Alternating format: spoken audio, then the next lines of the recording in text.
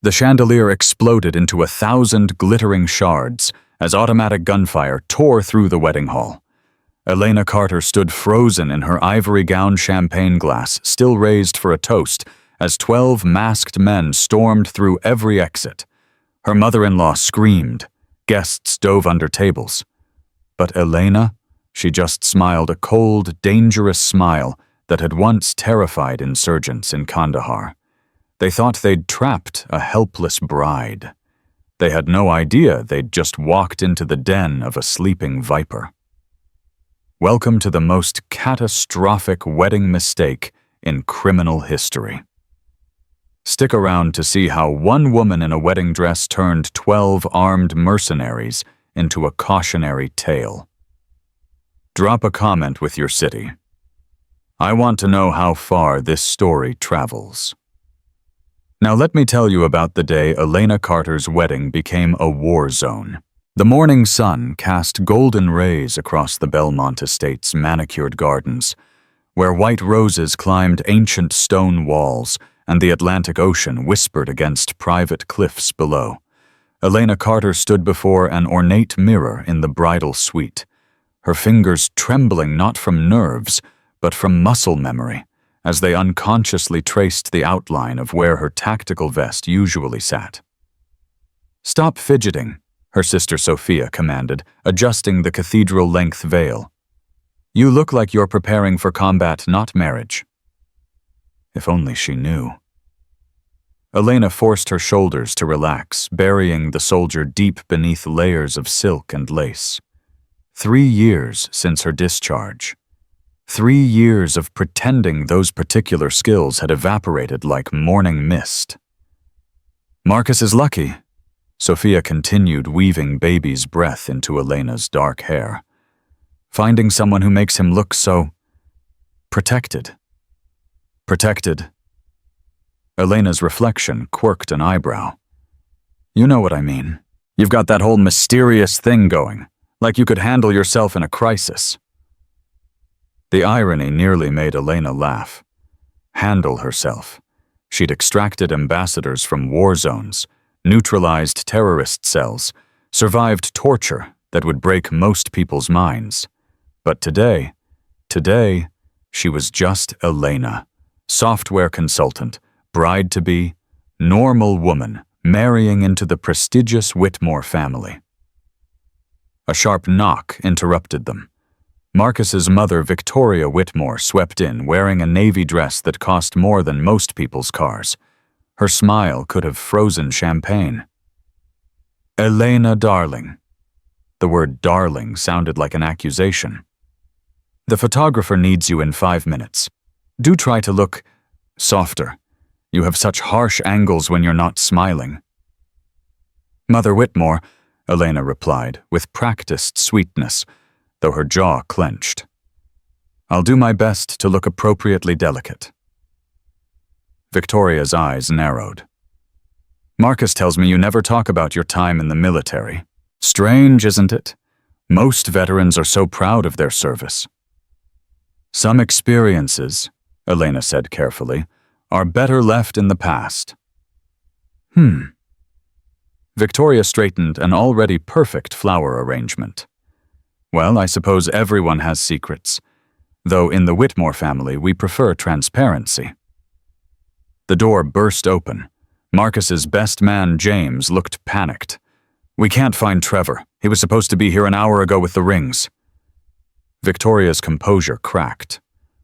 "That worthless boy, I told Marcus not to trust him with anything important." "I'll handle it," Elena said, reaching for her phone. But the screen was dead. "That's weird. I charged it all night." "The whole estate's having power issues," James admitted. "Flickering lights, dead zones. The coordinator's going crazy trying to keep the kitchen equipment running."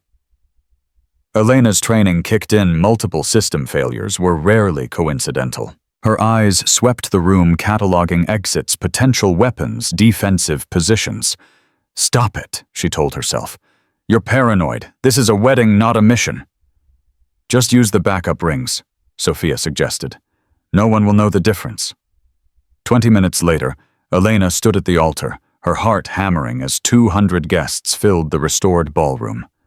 Massive windows overlooked the ocean, their vintage glass casting rainbow prisms across Italian marble floors. The string quartet played Bach, though Elena noticed the cellist's tempo was off. Nervous distracted his eyes darting to the service entrances. Marcus stood beside her, handsome in his morning coat, though sweat beaded his forehead despite the cool ocean breeze. "You look incredible," he whispered, but his smile didn't reach his eyes. "Are you okay?" she murmured back. "Fine. Just wedding jitters." Father Augustine cleared his throat. "Dearly beloved, we gather here today to witness the union of Marcus and Elena." The lights flickered again. Several guests murmured uneasily. Elena's fingers twitched toward where her sidearm would be finding only silk. She forced herself to focus on Marcus's face, on the vows she'd practiced on being normal. "If anyone has reason why these two should not be wed," Father Augustine intoned, "speak now, or—" The main doors exploded open with such force that one flew off its hinges. 12 men in tactical gear stormed in weapons, raised movements coordinated with military precision. Guests screamed, diving under pews, champagne glasses shattering against marble. "Nobody move!" The lead gunman's voice boomed through a voice modulator. "This is a robbery! Cooperate, and no one dies!" Elena's mind shifted into combat mode, processing threats, angles, weapons. AK-47s, old but reliable. Body armor level 2A would stop handgun rounds, but not rifle fire. Formation professional, but with a slight gap in their southern coverage. Phones, jewelry, wallets, everything in the bags. A second gunman began moving through the terrified crowd with a duffel bag. Victoria Whitmore stood up indignant. "Do you have any idea who you're robbing? The Whitmore family has connections you can't imagine." The leader backhanded her casually, sending her sprawling. Marcus stepped forward. "Please take whatever you want. Just don't hurt anyone." "Shut up, pretty boy," the leader gestured to his men. "Secure the exits. Anyone tries to run, put them down." Elena stayed perfectly still, appearing frozen with fear like everyone else. But her eyes tracked everything the leader favored: his left leg, old injury. The man by the east door kept checking his watch, nervous about timing. The one covering the kitchen entrance had his safety on. A gunman approached their altar, leering. "Well, well, look at the beautiful bride." He reached for Elena's veil. "Let's see what we're working with." Time slowed. Elena could disarm him in 3 moves: elbow to solar plexus, grab the weapon's barrel twist, and break his trigger finger. But that would expose everything. She forced herself to remain passive as he ripped the veil away, his breath reeking of cigarettes and energy drinks. "Please," she whispered, making her voice small, frightened. "Take the jewelry. It's worth a fortune." "Everything's worth more when it's taken." He laughed, running the gun's barrel along her cheek. Marcus made a strangled sound. "Don't touch her." The gunman spun, striking Marcus with the rifle butt. He crumpled, blood streaming from his nose. Several guests gasped. Elena's fingers curled into fists, her engagement ring cutting into her palm. "Anyone else want to play hero?" The leader surveyed the cowering crowd. "No smart? Now everyone on the ground. Hands where we can see them." The guests complied, designer dresses and tailored suits, pressing against cold marble. Elena knelt slowly, her dress pooling around her like spilled cream. But she positioned herself with clear sight lines to 4 exits and 3 potential weapons: a letter opener on the gift table, shattered champagne bottles, the antique sword mounted on the wall. "Check the safe in the office," the leader ordered 2 men. "The old woman's jewelry should be there." As they left, Elena noticed something crucial. The remaining 10 weren't randomly positioned. They'd created overlapping fields of fire military-style coverage. These weren't common criminals. Her maid of honor, Jessica, caught Elena's eye. Former army nurse, they'd served together briefly in Afghanistan. Jessica's subtle hand signal asked, "Ready to move?" Elena responded with an almost imperceptible shake. "Not yet. Too many variables." "This is taking too long," one gunman muttered. "Viper said 15 minutes max." Elena's blood froze. Viper, her old call sign. Only people from her classified unit knew that name. The leader checked his watch. "Patience, we're on schedule." "The cops, won't be a problem. Cell towers are jammed for 3 miles. Landlines cut. By the time anyone notices, we'll be gone." Professional jammers. Coordinated infrastructure attacks. This wasn't a robbery. It was an operation. And somehow, Elena was connected to it. A child started crying. 3-year-old Emma, the flower girl. Her mother tried to quiet her, but the sobs grew louder. "Shut that kid up," a gunman snarled, pointing his weapon. "She's just scared," the mother pleaded. "Please, she's only 3. I said shut her up." Elena moved, before thinking, crawling toward them. "Let me help. I'm good with children." The gunman grabbed her hair, yanking her back. "Did I say you could move?" Pain shot through Elena's scalp, but she'd endured worse. "Please, if she keeps crying, it'll make everyone panic. That causes problems for you." He considered, then shoved her toward the child. "Try anything stupid, the kid pays." Elena gathered Emma into her arms, her dress rustling. "Shh, sweetheart. Want to play a game? Let's pretend we're statues. Whoever stays stillest wins." Emma's tears slowed. "What do we win? The biggest piece of wedding cake." As Elena soothed the child, she counted 10 men visible, 2 in the office. Standard extraction would require boss. One of the office raiders returned. "The safe's empty, just papers." "What?" the leader stormed over. "That's impossible." "See for yourself. Nothing but contracts and deeds." The leader's posture shifted, frustrated, angry. "Search the guests. Someone's hiding something." They began roughly patting down the terrified crowd. When they reached Elena's grandmother, pulling off her pearl necklace, the elderly woman slapped the gunman's hand. "Those were my mother's." He raised his rifle butt to strike her. Elena moved, still holding Emma. "Stop those pearls, they're fake. Grandmother wears copies to events. The real ones are in a safety deposit box." The lie came smoothly. The gunman lowered his weapon, tossing the pearls aside.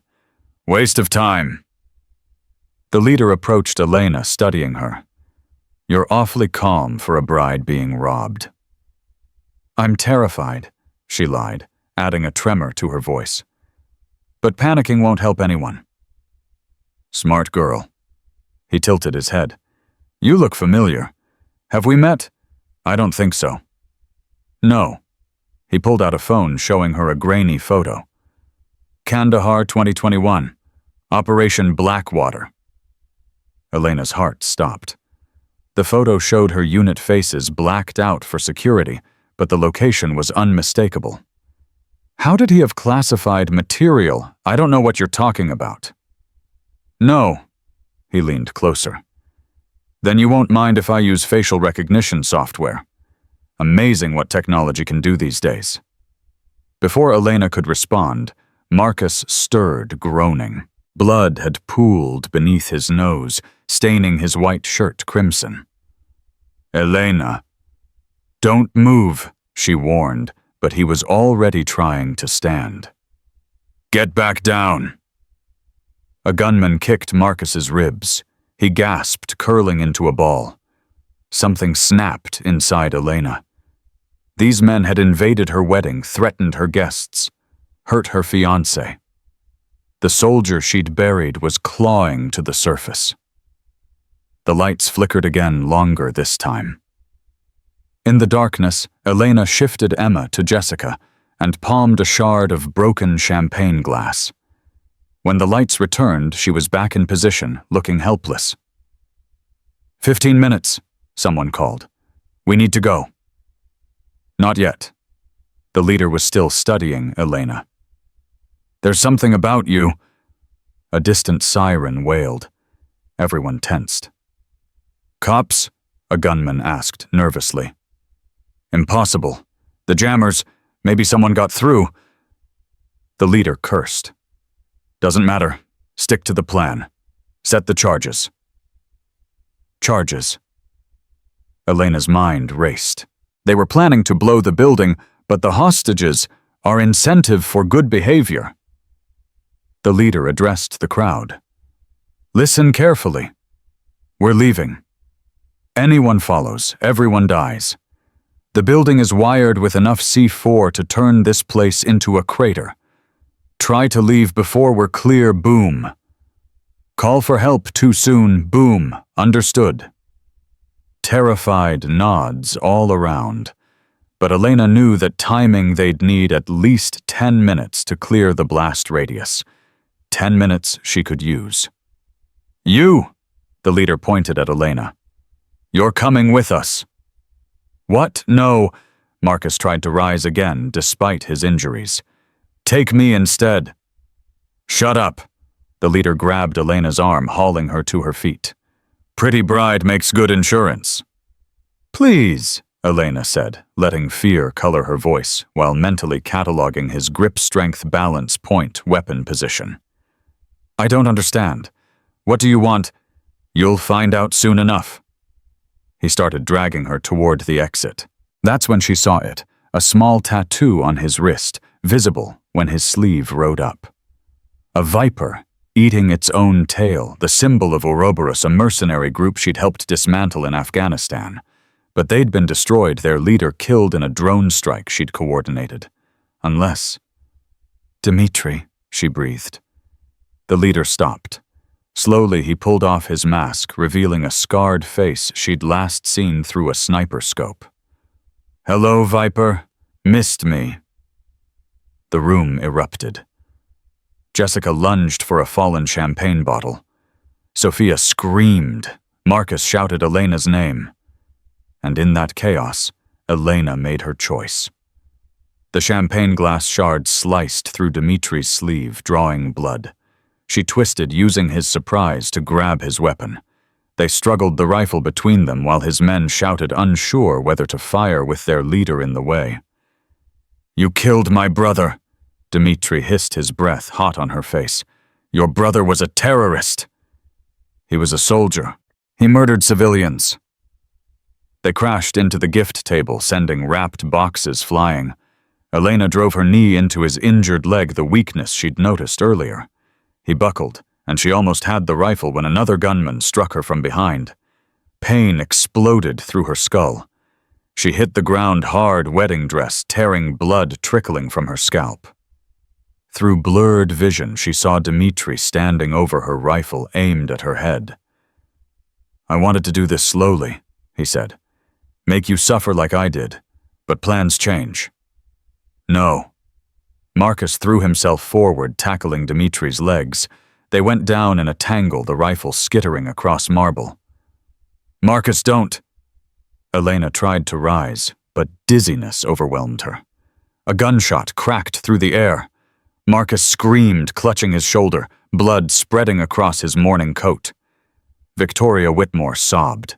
Guests who'd been filming on hidden phones, despite the danger, captured everything: the bride crawling toward her wounded groom, her dress a ruin of silk and blood.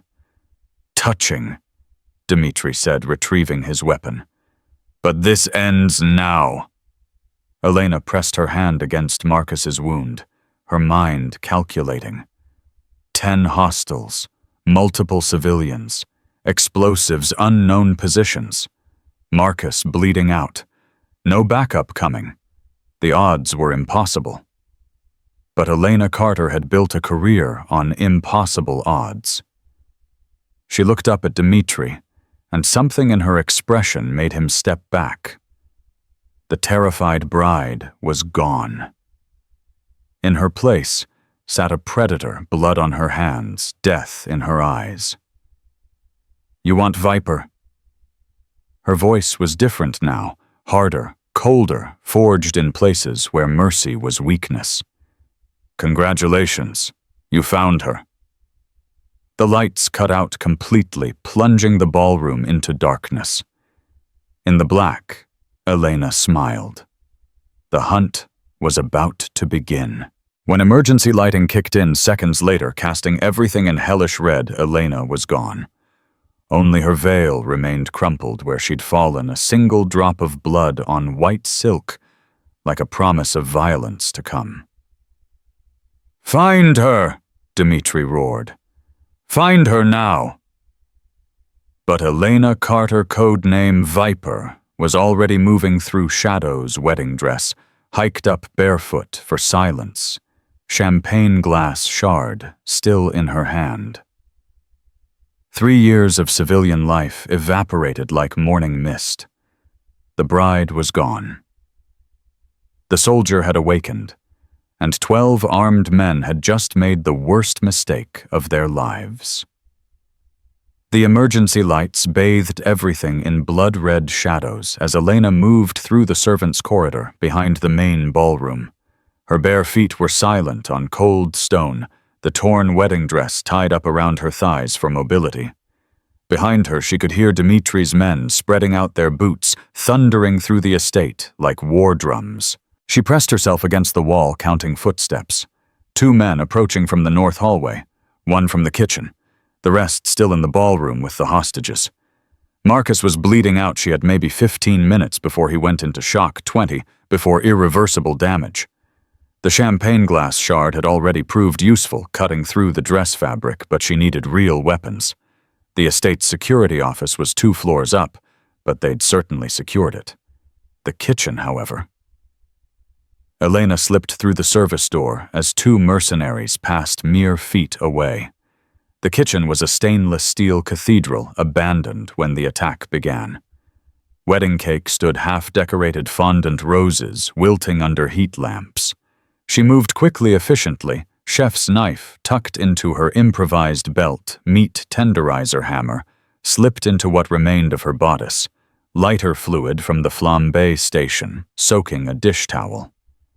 "Check the kitchen." Dmitri's voice echoed through the intercom system. He'd taken over security controls. Elena grabbed a handful of black peppercorns from the spice rack and a can of cooking spray, then vaulted over the prep counter as the door burst open.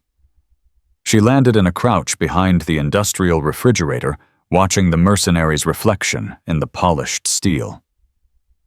"Kitchen's clear," he reported into his radio weapon, sweeping the obvious hiding spots. That's when Elena struck. The peppercorns hit his eyes first, cooking spray following immediately. He screamed, firing blind. Elena rolled forward, driving the meat tenderizer into his knee with a wet crack. He dropped, and she caught his rifle before it hit the ground, simultaneously applying a blood choke with her other arm. "Sorry about this," she whispered as he went limp. "Wrong wedding to crash." She zip-tied him with the industrial ties used for garbage bags, took his radio and sidearm, then noticed something crucial. His tactical vest had a small camera attached. They were streaming everything to Dmitri. "Clever girl."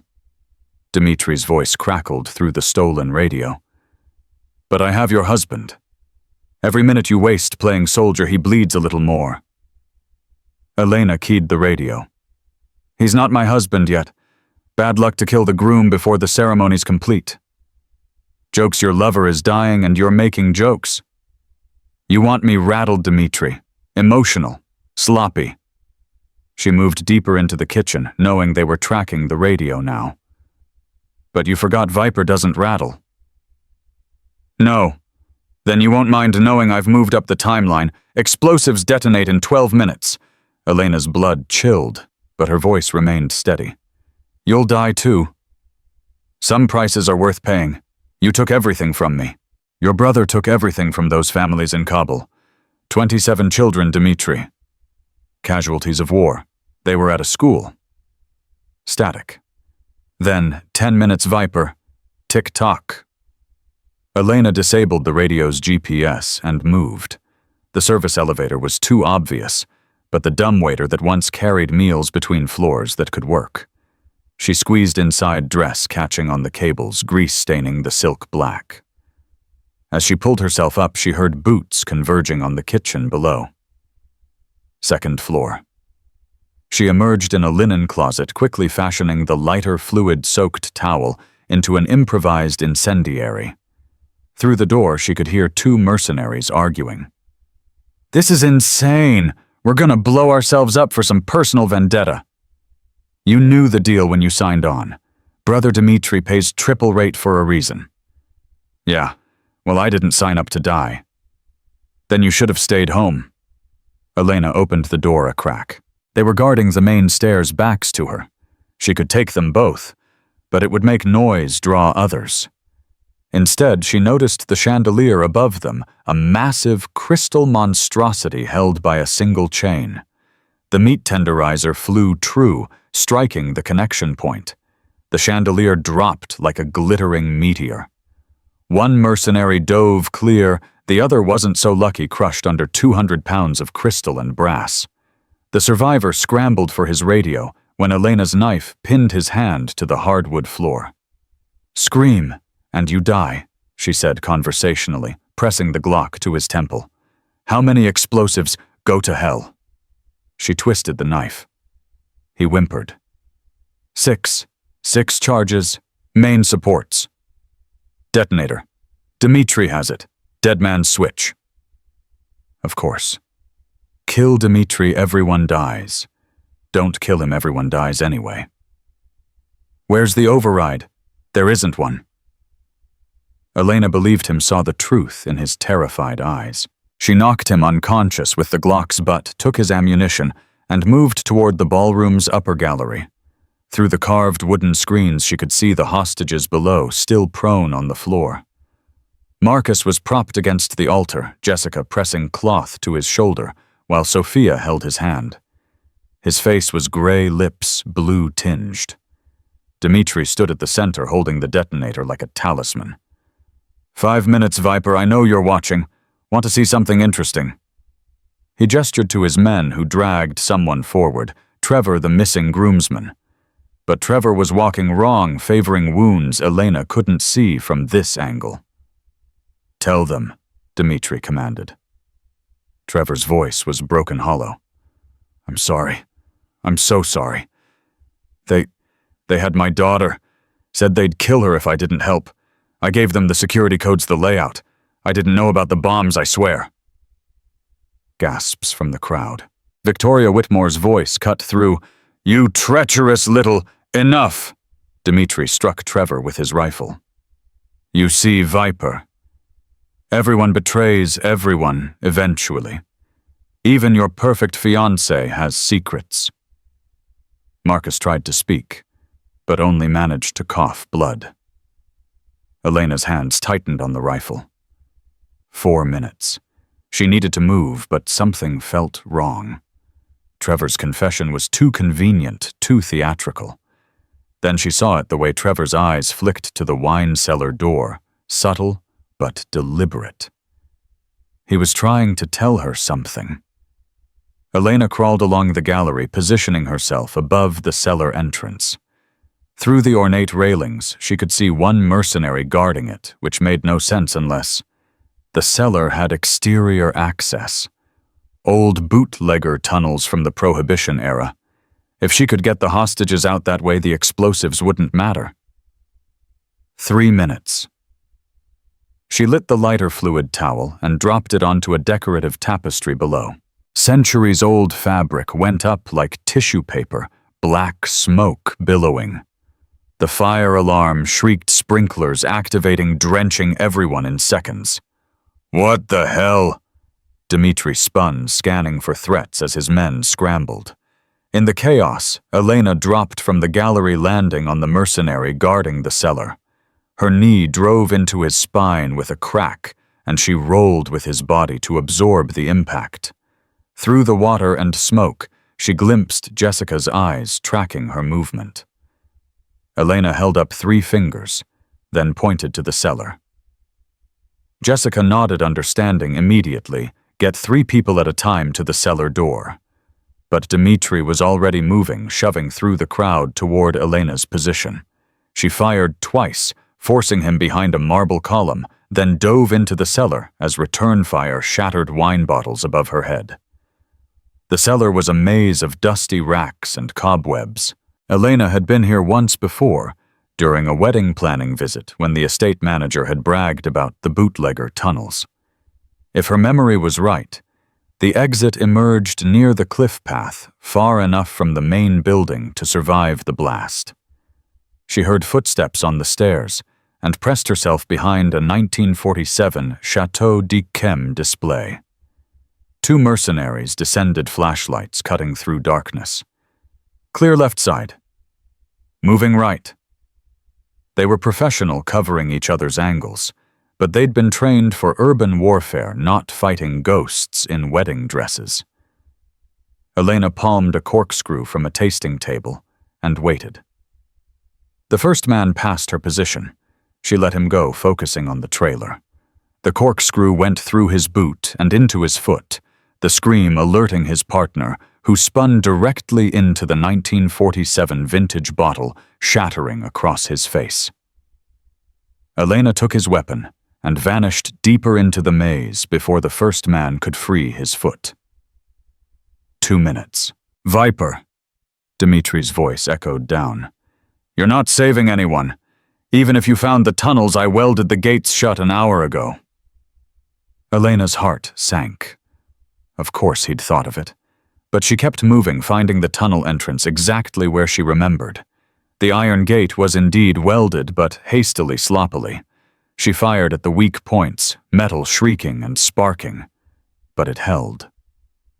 Through the cellar windows, she could see guests starting to move Jessica and Sophia, herding small groups toward the door under cover of smoke and chaos.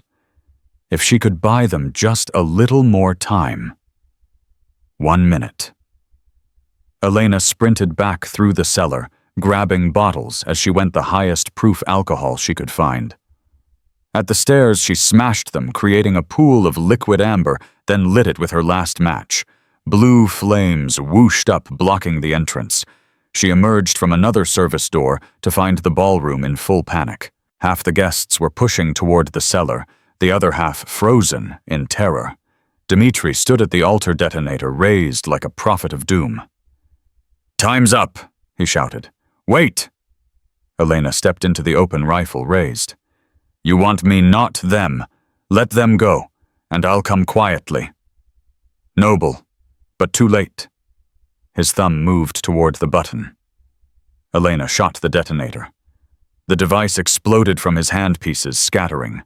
Dmitri screamed, clutching his mangled fingers, and Elena was already moving, crossing the 40 feet between them in seconds. They collided at full speed, crashing through the altar display in a shower of white roses and baby's breath. They rolled, fighting for control. Dmitri was stronger, but Elena was desperate. She drove her elbow into his throat, rolled clear, came up with a candlestick, and froze. One of his men had Marcus at gunpoint, barrel pressed to his temple. Drop it, the mercenary ordered. Elena let the candlestick fall. Marcus, look at me. His eyes fluttered open, unfocused. Elena, you look terrible. Despite everything, she almost laughed. You've looked better yourself. How touching. Dmitri rose, pulling a backup detonator from his vest. Did you really think I'd only have 30 seconds? That's when Elena noticed something beautiful. Her grandmother, 93 years old, was behind the mercenary holding Marcus. In her hands was Elena's bouquet, which she brought down on the man's head with surprising force. He staggered, and Marcus, with the last of his strength, pulled the man's sidearm and shot Dmitri in the shoulder. The backup detonator flew from Dimitri's hand, skittering across marble. Elena and Dimitri both dove for it, while behind them the remaining mercenaries opened fire. Guests screamed and scattered, windows shattered, and in that chaos, Elena's fingers closed on the device. She looked at the timer. 15 seconds. No override. No way to stop it. But the detonator had a range limit, probably a few hundred meters. If she could get it far enough away... Elena ran. Through the shattered windows across the terrace toward the cliffs. Her destroyed dress caught on everything Rosebush's garden statues, her own feet. 10 seconds. She tore the remains free, running in nothing but the built-in corset, and slip bare feet bleeding on gravel. 5 seconds. The cliff edge approached. A 200-foot drop to rocky ocean below. No hesitation, Elena threw the detonator with every ounce of strength she had, watching it arc out over the Atlantic. 3 seconds. She turned and sprinted back toward the estate. 2. Dove behind a stone retaining wall. 1. The explosion shook the earth, not from the building from beneath it. The charges had been placed in the old bootlegger tunnels designed to collapse the estate from below. The ground cracked and buckled. The beautiful Victorian mansion shuddered, its west wing collapsing in a cloud of dust and screaming timber, but the ballroom held. Elena rose on shaking legs, surveying the damage. Half the estate was gone, but the section with the hostages remained standing. Through the smoke, she could see people evacuating Jessica and Sophia, organizing the exodus with military efficiency. A gunshot cracked behind her. Elena spun to find Dimitri bloody and battered pistol aimed at her head. "You destroyed everything. My brother, my men, my revenge." "It's over, Dimitri." "No, I can at least take you with me." He pulled the trigger. Click. Empty. Elena didn't give him a chance to process. She crossed the distance in 2 strides, driving her fist into his broken nose.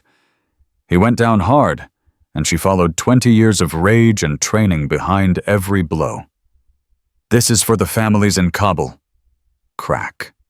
"This is for Marcus." Crack. "This is for ruining my wedding." Crack. When the state police finally arrived, they found Elena sitting on the ruined garden wall, still in her destroyed undergarments, calmly applying pressure to Dimitri's wounds to keep him alive for trial. Her hands were steady, but tears streamed down her face, not for him, but for the innocence she'd lost again, the normal life that had just exploded as surely as those charges. "Ma'am," a young officer approached carefully. "Are you all right?" Elena looked at him, then at the estate where Marcus was being loaded into an ambulance, where her guests stood in shocked clusters, where her white dress lay in bloody tatters on the lawn. "No," she said simply, "but I'm alive. We're all alive. That's enough for now." Sirens wailed in the distance, growing louder. The sun was setting, painting the sky the color of the roses that had decorated her perfect wedding. In 12 hours, she'd gone from bride to warrior and back again. Tomorrow there would be questions, investigations, probably federal involvement given her history. But right now, watching Jessica coordinate with EMTs, seeing Sophia wrap their grandmother in a tablecloth toga, hearing Marcus argue with paramedics that he needed to see his fiancée, right now, Elena felt something she hadn't experienced in years. She felt like herself. Both versions. All versions. The soldier and the woman. Viper and Elena. And maybe, just maybe, that was exactly who she was supposed to be. The paramedic was trying to force Elena into a shock blanket when the first FBI helicopter descended onto what remained of the estate's lawn. She pushed the blanket away, standing in her torn corset, and slip, as agents in tactical gear swarmed the scene. Her eyes tracked their movements, too organized, too specific. They weren't here for the attack. They were here for her. Special Agent Sarah Chen, FBI Counterterrorism.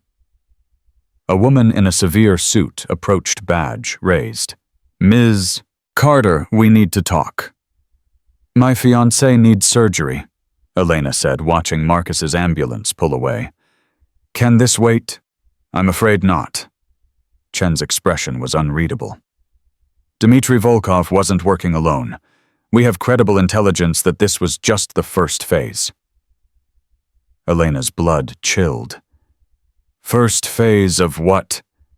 Before Chen could answer, another explosion rocked the estate, not the main building, the cliffs. Elena spun to see a section of rock face collapse, revealing a hidden cave system. From within, more mercenaries emerged, rappelling up toward the garden. Move, move, Chen shouted, drawing her weapon.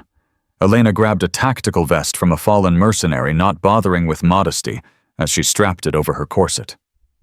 How many? Thermal imaging shows at least 20 more. Chen fired at the advancing figures. They've been waiting in those caves since yesterday. Yesterday. Before the wedding. This wasn't just revenge, it was an invasion. Elena rolled behind an overturned catering van, finding an MP5 and checking the magazine. Through the smoke, she could see guests who'd thought they were safe now running again, screaming. Jessica was herding people toward the parking lot, but more mercenaries were cutting off that escape route. They're boxing us in, Elena told Chen. This is a kill-box formation. You'd know, wouldn't you? Chen's tone was sharp. Operation Blackwater. You led the strike that killed Viktor Volkov.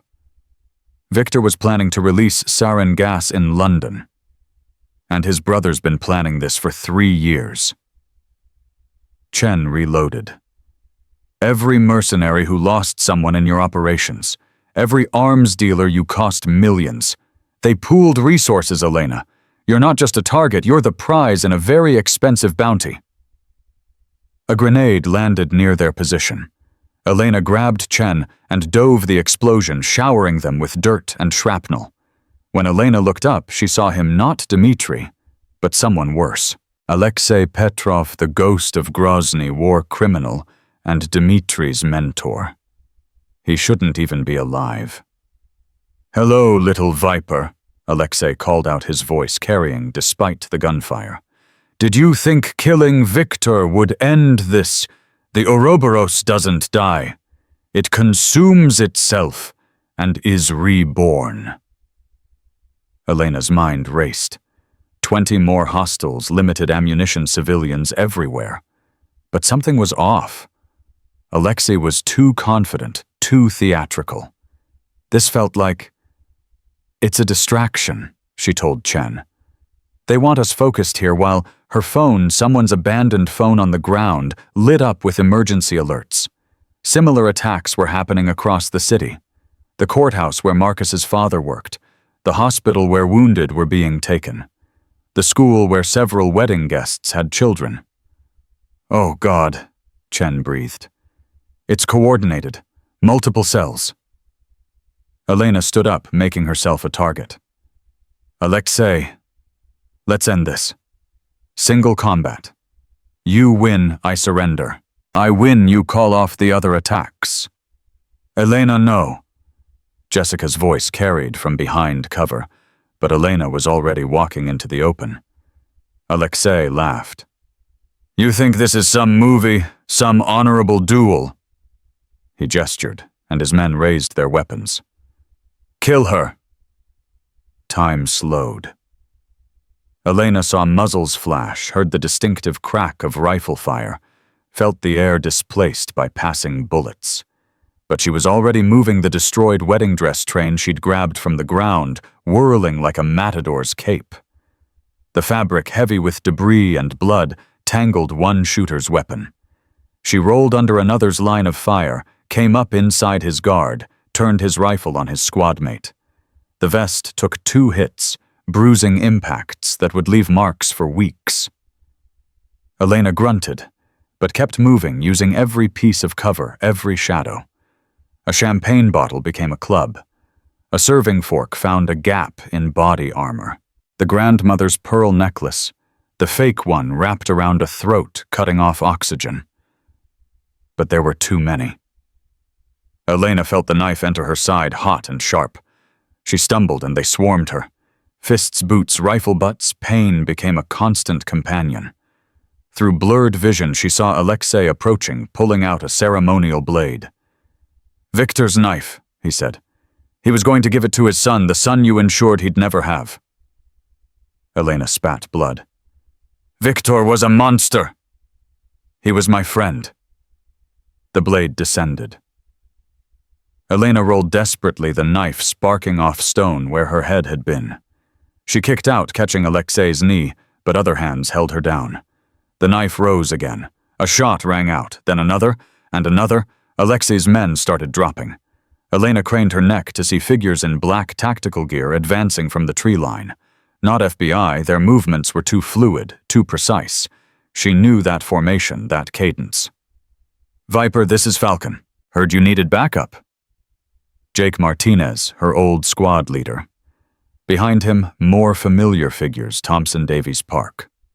Her entire unit officially disbanded 3 years ago, very much active and armed. "How?" Elena gasped. "You think we ever really left?" Jake grinned, putting 2 rounds center mass into an advancing mercenary.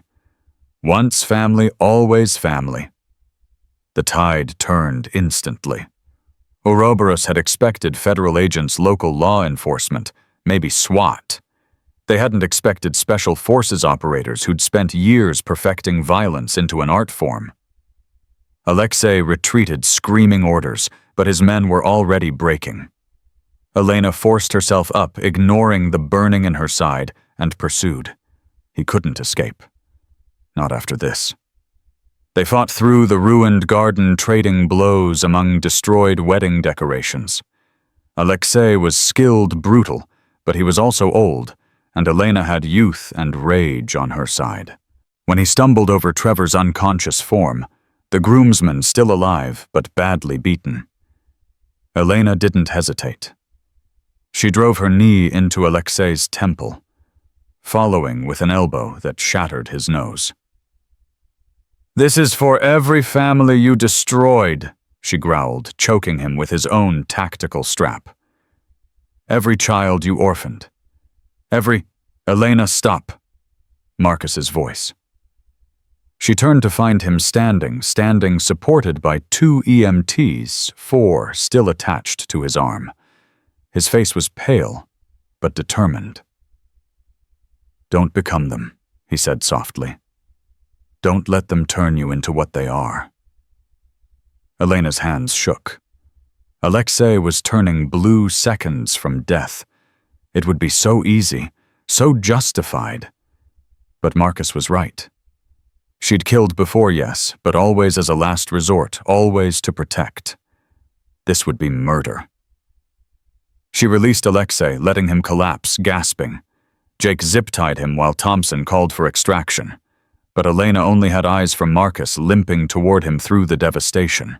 "You should be in surgery," she said. "And you should be in a wedding dress, not tactical gear and underwear." He touched her face gently. "Are you okay?" Elena laughed, though it hurt her ribs. "I've been better." "This is touching," Agent Chen interrupted. "But we have a problem. The other cells, they're not responding to Alexei's capture. They're continuing with their attacks." Elena's phone, the abandoned one she'd grabbed, buzzed. Unknown number. She answered on speaker. "Viper?" The voice was electronically distorted, but familiar somehow. "Impressive display, but you're playing checkers while we're playing chess. Who is this, someone who knows the truth about Marcus Whitmore? Ask him about the Prometheus files." The line went dead. Elena turned to Marcus, who'd gone even paler. "What are the Prometheus files?" I don't... Marcus!" Her voice was steel. "People are dying. What are the Prometheus files?" He swallowed hard. "My father's company. They've been developing something. Defense contracts. I tried to stop it when I found out, but..."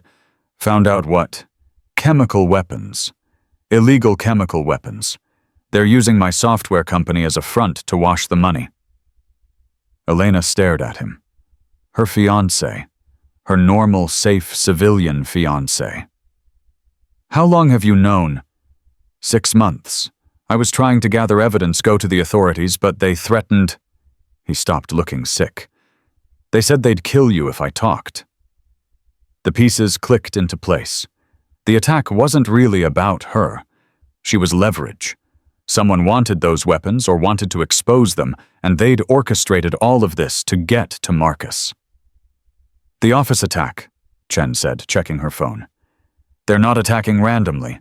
They're going after your father's files. The hospital, Elena added, understanding dawning. They're not targeting the wounded. They're after the medical records that would prove chemical exposure from the weapon tests. And the school. Marcus closed his eyes. That's where the server backups are, in a bunker beneath the elementary school. My father thought no one would ever attack a school. Elena grabbed Chen's radio. All units converge on Fairfield Elementary. That's the real target. But even as she said it, she knew they'd be too late. This had been planned too perfectly. While they'd been fighting for their lives here, the real operation was happening across town. Her unit was already moving. Jake tossed her tactical pants and a shirt. Get dressed. We're going hunting. Elena pulled on the clothes, wincing at her injuries. Marcus, you're going to the hospital. Like hell. This is my fault. I'm coming. You were shot. And you were stabbed. We're quite a pair. He grabbed a vest from a fallen mercenary. Besides, you're going to need someone who knows the server layout. Before Elena could argue, another helicopter arrived. Not FBI military. A figure in full-dress uniform stepped out, and Elena's blood ran cold. General Patricia Hayes, her former commander, the woman who'd classified Operation Blackwater so deeply that it officially never happened. Carter, the general said simply. We need to talk. Ma'am, with respect, I'm retired. No one retires from what's about to happen. Hayes handed her a tablet. Ouroboros was just the beginning. Someone leaked the entire Blackwater database. Every operation you ran, every target you eliminated, every contact you made. It's all being auctioned to the highest bidder in 2 hours. Elena stared at the screen.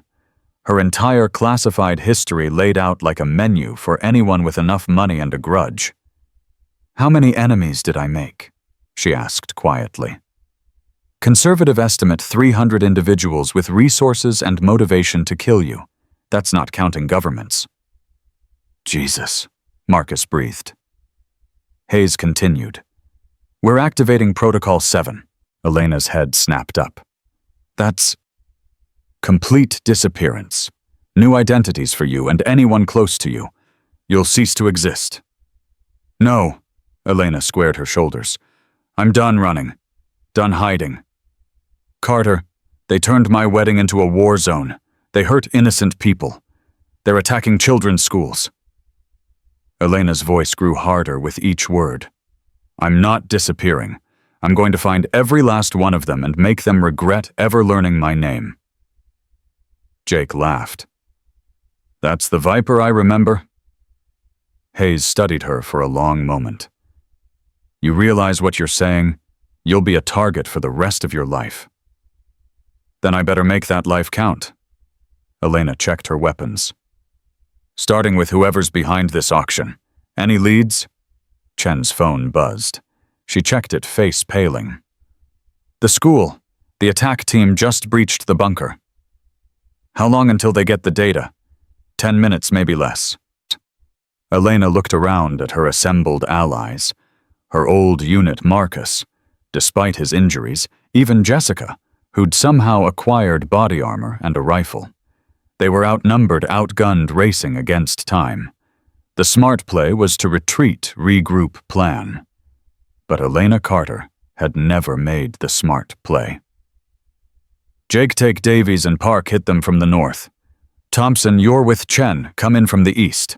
Jessica, Marcus, you're with me. What's the plan? Jake asked.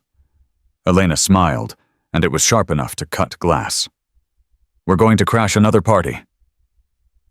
As they loaded into vehicles, sirens screaming through the afternoon air, Elena caught sight of herself in the rearview mirror. Blood in her hair, bruises blooming across her face, eyes that had seen too much and were about to see more. 3 hours ago, she'd been a bride. Now she was something else entirely. Something forged in violence and tempered by loss. The vehicles roared toward the school, toward another fight, toward answers she wasn't sure she wanted. Behind them, the Belmont estate continued to burn white roses, scattered among the ashes like bones in a graveyard. The perfect wedding was over. The war had just begun. In the distance, thunder rumbled despite the clear sky. Elena knew it wasn't thunder.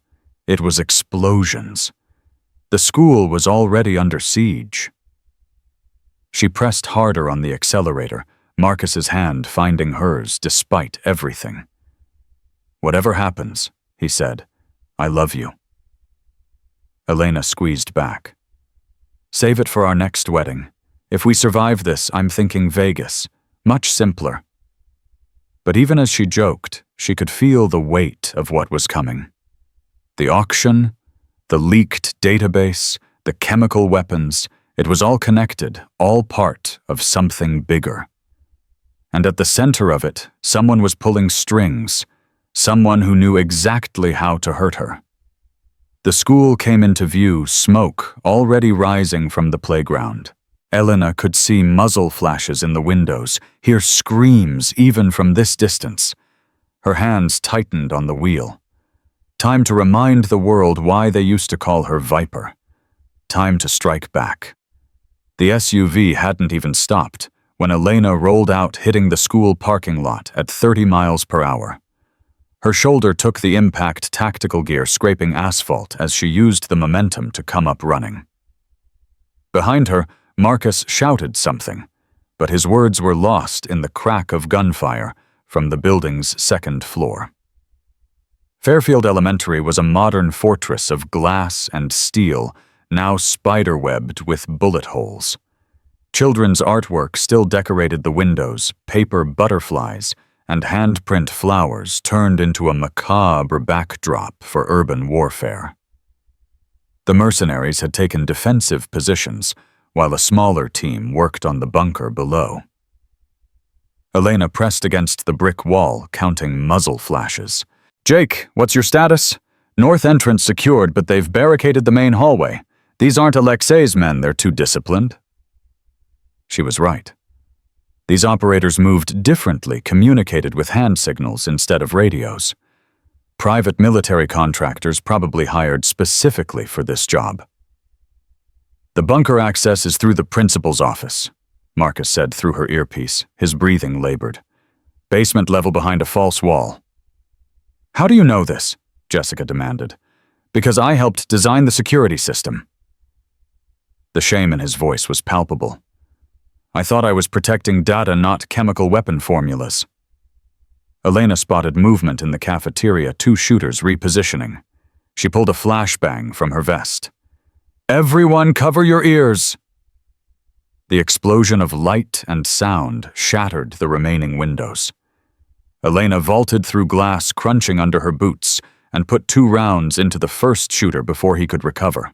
The second spun toward her, but Jessica was already there, rifle stock connecting with his jaw. "Since when can you fight?" Elena asked. "Since I watched you take down 12 men in a wedding dress. Figured I should up my game." They pushed deeper into the school, past scattered textbooks and overturned desks. A child's lunchbox lay open, sandwich still wrapped, juice box punctured and leaking. Elena's jaw clenched. This was sacred ground, and these bastards had violated it. Thompson's voice crackled through comms. "Emergency channels just lit up. Local PD is reporting attacks on 3 more locations: City Hall, the water treatment plant, and the airport." "They're spreading us thin," Chen observed. "Or they're panicking," Elena countered, but she didn't believe it. This was too coordinated. Someone was conducting this like a symphony, each movement precisely timed. They reached the principal's office to find the door blown off its hinges. Inside, a massive hole had been cut through the floor, repelling ropes disappearing into darkness. Elena could hear drilling below. They were almost through the bunker's reinforced door.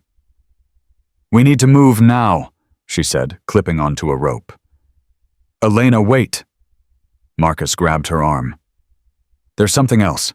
The Prometheus files aren't just chemical weapons.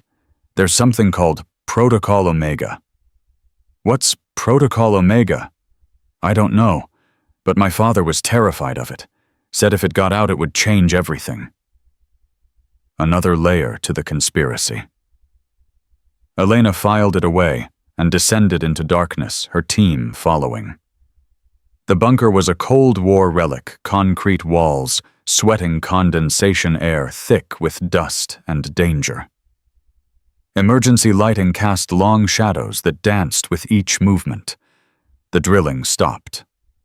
Elena held up a fist, signaling halt. Through the gloom, she could see the massive vault door cutting torch marks glowing orange around its edges. But no movement, no voices. "It's too quiet," Jake whispered. Elena agreed. She pulled out a fiber-optic camera, snaking it around the corner. The screen showed 5 bodies in tactical gear sprawled across the bunker floor. But no blood, no visible wounds. "Gas," Marcus breathed. "The bunker has automated defenses. Nerve agent." "You didn't think to mention this earlier. I didn't know it was armed. It was supposed to be disconnected years ago." Elena studied the bodies again. One was moving, barely, fingers twitching. Still alive. She recognized the unit patches. These were former SAS British Special Forces turned mercenary. Whoever hired them had serious resources. "Masks," she ordered, pulling on her gas mask. The others followed suit, their breathing becoming mechanical, Darth Vader-like in the confined space. They advanced carefully, Elena checking each body. All unconscious, but breathing. The nerve agent must have been diluted, probably a malfunction in the old system. She zip-tied them anyway. No point taking chances. The vault door was partially cut through molten metal cooling around the edges. Through the gap, Elena could see servers, their lights blinking like electronic stars. But something else, too. A figure in a hazmat suit downloading data onto multiple drives. Elena raised her rifle. "Step away from the servers." The figure turned slowly, and through the hazmat mask's face shield, Elena saw someone impossible. Someone who should have been in federal custody.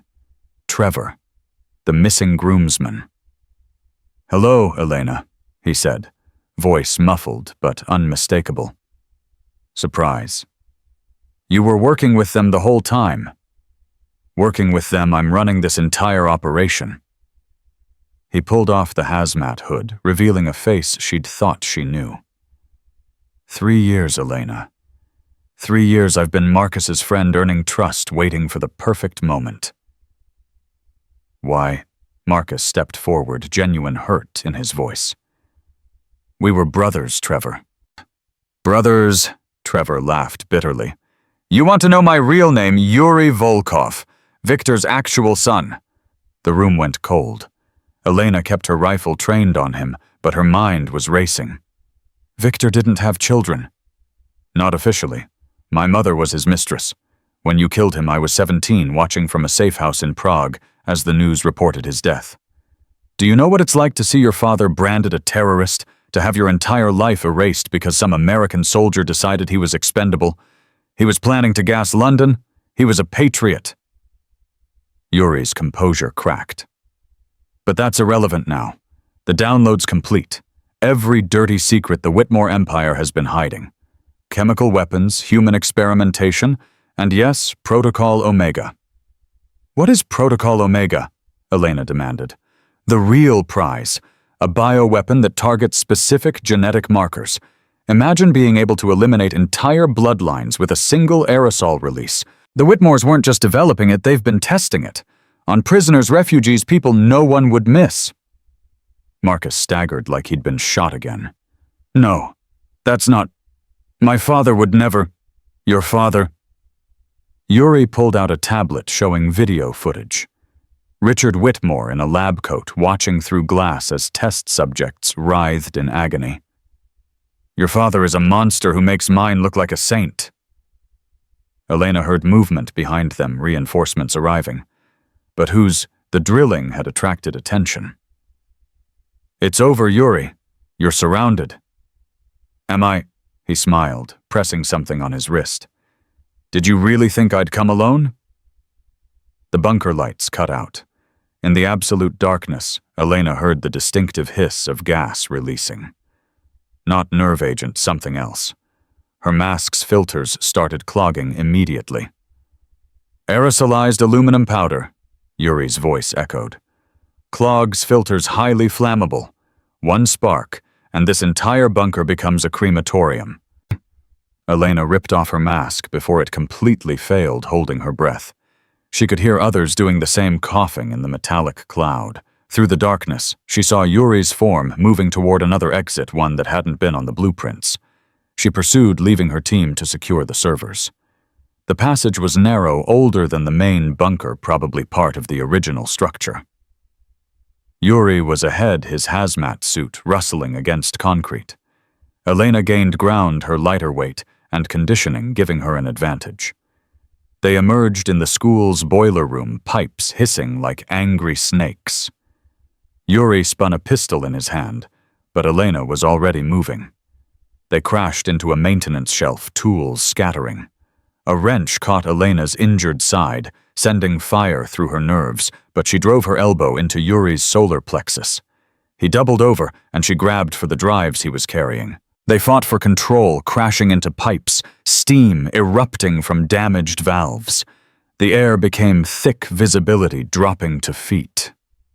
You killed my father, Yuri gasped, managing to land a knee to Elena's ribs. Your father killed innocents. She twisted, using his momentum against him, slamming him into a concrete wall. So did yours. Elena froze. What? Yuri smiled through blood. Oh, she didn't tell you General Patricia Hayes, your mentor, your protector. She gave the order for the strike that killed my mother. Collateral damage, she called it. You're lying. Am I? Ask her about Prague 2018. Ask her about the apartment building she leveled to get one target. Before Elena could respond, the boiler room door exploded inward. Not her team, new players wearing unmarked tactical gear. They opened fire immediately, forcing Elena behind a massive water heater. Bullets sparked off metal ricochets, singing through the air. Yuri used the distraction to run, clutching the drives. Elena pursued, despite the gunfire, despite her injuries, despite everything. They burst out of the school into the playground, where chaos reigned. Multiple factions were now fighting FBI, local SWAT mercenaries, and these new unknowns. Helicopters circled overhead, searchlights turning afternoon into a war zone. Children's swings swayed in the rotor wash, surreal and haunting. Marcus appeared from nowhere, tackling Yuri. They rolled across playground mulch, Marcus's hospital gown, tearing his gunshot wound, reopening. Elena moved to help, but more shooters engaged her, forcing her to take cover behind a jungle gym. The drives! Marcus shouted, his hand closing on them. Yuri pulled a knife, slashing at Marcus's arm. Blood sprayed across primary-colored playground equipment. Elena shot Yuri in the shoulder, spinning him away from Marcus, but he kept the drives, stumbling toward a waiting SUV. Elena gave chase, her body screaming protests. Behind her, she heard Jake calling for backup. Jessica screaming Marcus's name, chaos consuming everything. But she couldn't stop. Those drives contained more than just evidence, they contained the keys to weapons that could eliminate entire populations. The SUV's engine roared to life.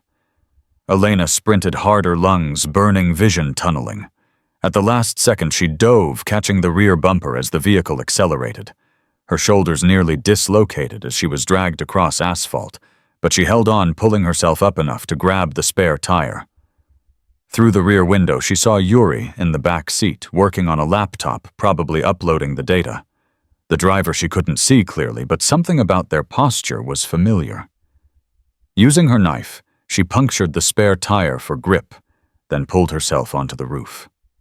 Wind tore at her clothes, threatened to throw her off, but she'd done this before in training. Never at 60 miles per hour through suburban streets, but the principle was the same. She punched through the sunroof glass, showering the interior. Yuri looked up, eyes wide, as Elena dropped into the vehicle. They fought in the confined space, the driver swerving wildly, trying to shake her. Elena's hand found the laptop, and she saw the upload screen 47% complete. "You can't stop it," Yuri laughed, blood bubbling from his lips. "Even if you kill me, the truth gets out." "The truth?" Elena grabbed his throat. "The truth is that you're all monsters using ideology to justify murder. Like you're any different." The driver took a hard turn, tires screaming. Elena saw their face in the mirror, and her heart stopped. General Hayes. "Patricia, I'm sorry, Elena. This is bigger than you understand."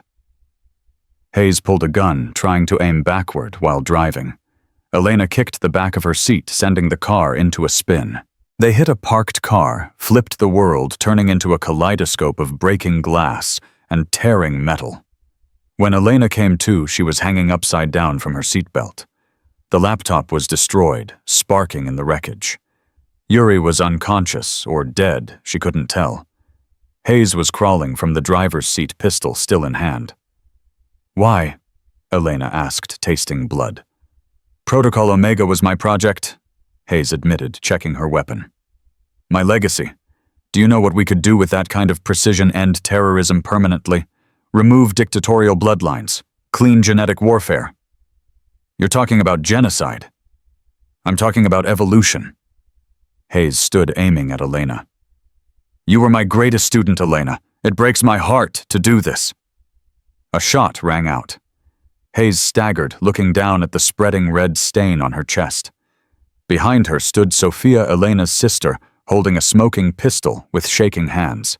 "Nobody," Sophia said firmly, "ruins my sister's wedding and lives." Hayes dropped her gun, clattering away. Elena cut herself free, landing hard on broken glass. Around them, sirens converged, the cavalry finally arriving in force. Through the smoke and chaos, she could see her team securing the scene. Marcus being loaded into another ambulance, Jessica coordinating with federal agents. Elena crawled to Yuri, checking his pulse. Weak, but present. The drives were destroyed in the crash data, irretrievable. But on his phone, she found something else, a list of names, locations, times. The auction participants. Every enemy from her past who'd been willing to pay for her death. "Elena." Jake appeared, helping her stand. "Jesus, you look like hell." "Feel worse." She showed him the phone. "But we've got them. Every last one." Chen approached, badge out, but moving carefully. "Ms. Carter, we need to debrief." "Later."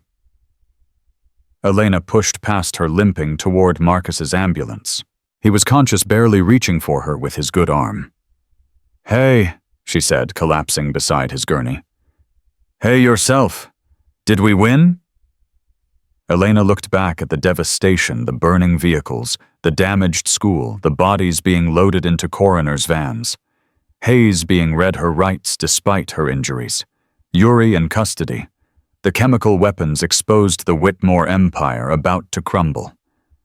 "I don't know if anyone won," she admitted, "but we survived." "Good enough for me." Marcus squeezed her hand.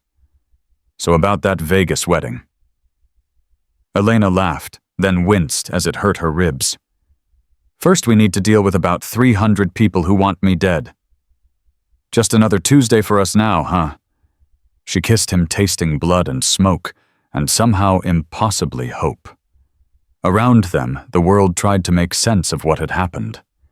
News vans arrived, cameras rolling, capturing the aftermath of what they were already calling the wedding massacre. But Elena wasn't done. Couldn't be done. The list on Yuri's phone was a roadmap of future threats. Hayes's confession revealed corruption at the highest levels. And somewhere more Prometheus facilities were operating more weapons being developed. Thompson approached with a tablet. Elena, you need to see this. The auction site, someone posted a message. She read it, blood chilling. The snake that eats itself is eternal. Viper's story has only begun. Management. Management. Someone above Hayes, above Yuri, above all of them. Someone who'd orchestrated everything from the shadows. Elena stood, despite her injuries, looking at her assembled team soldiers who'd bled for her, a sister who'd killed for her, a fiancé who'd nearly died for her. Gear up, she said quietly. We're not done. Elena, Jake said carefully, you need medical attention. You all do. After. After what? She showed them the tablet, the message, the implied threat. After we find out who management is. After we burn their entire operation to the ground. After we make sure this never happens again. Jessica stepped forward, still in her torn bridesmaid dress and tactical vest. Where do we start? Elena smiled, cold and sharp. We start with the one person who might know. Richard Whitmore, Marcus's father. He's been playing all sides, and it's time he picked one. Sirens continued to wail as the sun set over the destroyed school, painting everything in shades of red and gold. The perfect wedding had become a perfect storm of violence and revelation. But Elena Carter, soldier bride survivor, was still standing. And she was just getting started. The private medical facility was supposed to be secure, but Elena knew better than to trust appearances. She stood guard outside Marcus's room while he slept, her own injuries wrapped but untreated beyond the basics. 3 hours since the school attack, and already she'd identified 2 suspicious nurses and a janitor who moved like military. You need to rest, Jessica said, approaching with coffee that smelled like burned hope. Rest is when they strike. Elena accepted the coffee anyway, her hands shaking slightly from exhaustion and adrenaline. Richard Whitmore's supposed to arrive in 20 minutes. Marcus's father, you really think he'll talk? He'll talk? Elena's voice carried promises of violence. His empire's crumbling, his son almost died, and I have evidence that could put him in federal prison forever. He'll talk. Through the window, Marcus stirred morphine, keeping his pain manageable, but his mind foggy. The doctor said he'd make a full recovery, but Elena knew better. Bodies healed. Minds that had seen their perfect world shatter. That took longer. Thompson appeared at the end of the hallway, moving fast. We have a problem. Yuri's transport was hit. Professional extraction team. He's gone. Elena's coffee cup shattered against the wall. How many dead? 3 marshals. Clean shot, surgical precision. This wasn't a rescue, someone's cleaning house. The pieces were moving on the board, and Elena was starting to see the shape of the game. Management wasn't trying to win anymore. They were erasing evidence, cutting loose ends, which meant everyone who knew about Protocol Omega was a target. Double the security on Marcus, she ordered. And get me General Hayes. If she's still alive, she's our only lead. Hayes is in surgery, Chen said, joining them. Even if she survives, she's looking at life in federal prison. She won't talk. She will to me. Elena checked her weapons, 2 pistols, 3 knives, and a determination that could cut steel. She was my mentor for 6 years. I know her pressure points. A commotion erupted at the elevator. Richard Whitmore had arrived flanked by lawyers and private security. Even now, after everything, he carried himself like royalty surveying peasants. His suit probably cost more than most people's cars, his silver hair perfectly styled, despite the chaos his family had endured. "Ms. Carter," he said coldly, "I understand you wish to speak with me." "Your son is dying because of your secrets," Elena said flatly. "So yes, we need to talk. Marcus's injuries are the result of your violent past catching up." Elena moved faster than his security could react, slamming Richard against the wall with her forearm across his throat. His bodyguards reached for weapons, but Jake and Thompson already had them covered. 27 children died in your Protocol Omega tests, Elena hissed. "I've seen the videos. Want me to release them? Want the world to see what the great Whitmore legacy really is?" Richard's composure cracked. "You don't understand. It wasn't my choice. Management owns everything, the company, the research, even our lives. They've been pulling strings for decades." "Who is management?" "I don't know. No one does. We receive orders through intermediaries, encrypted communications. But I know where their main server is, the one that coordinates everything." Elena released him. "Talk." "There's a facility in Alaska. Officially, it's a climate research station. Unofficially, it's where they store everything: financial records, blackmail material, weapon specifications. But it's a fortress. Military-grade defenses, satellite surveillance, the works. Draw me a map." Richard's hands shook as he sketched on Elena's tablet. "You're insane if you think you can assault it. They have resources you can't imagine." "I have something they don't expect," Elena said. "A bride with nothing left to lose." Marcus's voice drifted from his room, weak but awake. "Elena..." She entered to find him trying to sit up, IVs tangling. "Don't move, you idiot." "Did I hear my father? Among other things." She helped him settle back. "Marcus, I need to go to Alaska, tonight. Not without me. You can barely stand." "Then I'll crawl." His eyes, despite the pain medication, were sharp. "They used me, Elena. Used my company, my family name, everything I built. I'm not sitting this out." Before Elena could argue, her phone buzzed. Unknown number, but she recognized the encryption signature. She answered, putting it on speaker. "Viper." The electronic voice was different from before, smoother, more refined. "I am management. Or rather, we are." Management isn't a person. It's a council. 7 individuals controlling global defense contracts, chemical weapons, biological research. Your little tantrum today has upset the balance we've maintained for 30 years. Good. A laugh, distorted but genuine. "You think you're a hero? You've killed dozens in the name of national security. We simply optimized the process, by testing weapons on innocents, by preparing for the wars of tomorrow. China's developing genetic targeting systems. Russia has neurological weapons that can rewrite memories. Someone needs to keep America competitive. And that someone is you, was us. The council has voted.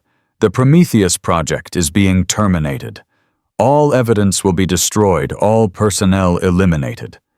This includes you, everyone you love, and anyone who might have heard even a whisper about Protocol Omega." Elena's blood chilled.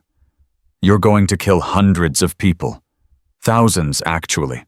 Everyone connected to the project, their families, potential witnesses. In 48 hours, it will be as if none of this ever existed." The line went dead. Elena looked around the room at the faces of her friends, her family, her fellow soldiers. They'd all just been sentenced to death by a shadow organization with unlimited resources. "Pack everything," she said quietly. "We're going to Alaska." "Elena," Jessica said carefully, "we can't assault a fortified position with a handful of injured people. We're not assaulting it." Elena pulled up satellite images on her tablet, her mind already working through possibilities. We're going to do what I do best.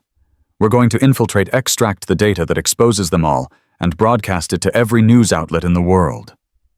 That's suicide, Jake said bluntly. No. Suicide is waiting here for them to pick us off one by one.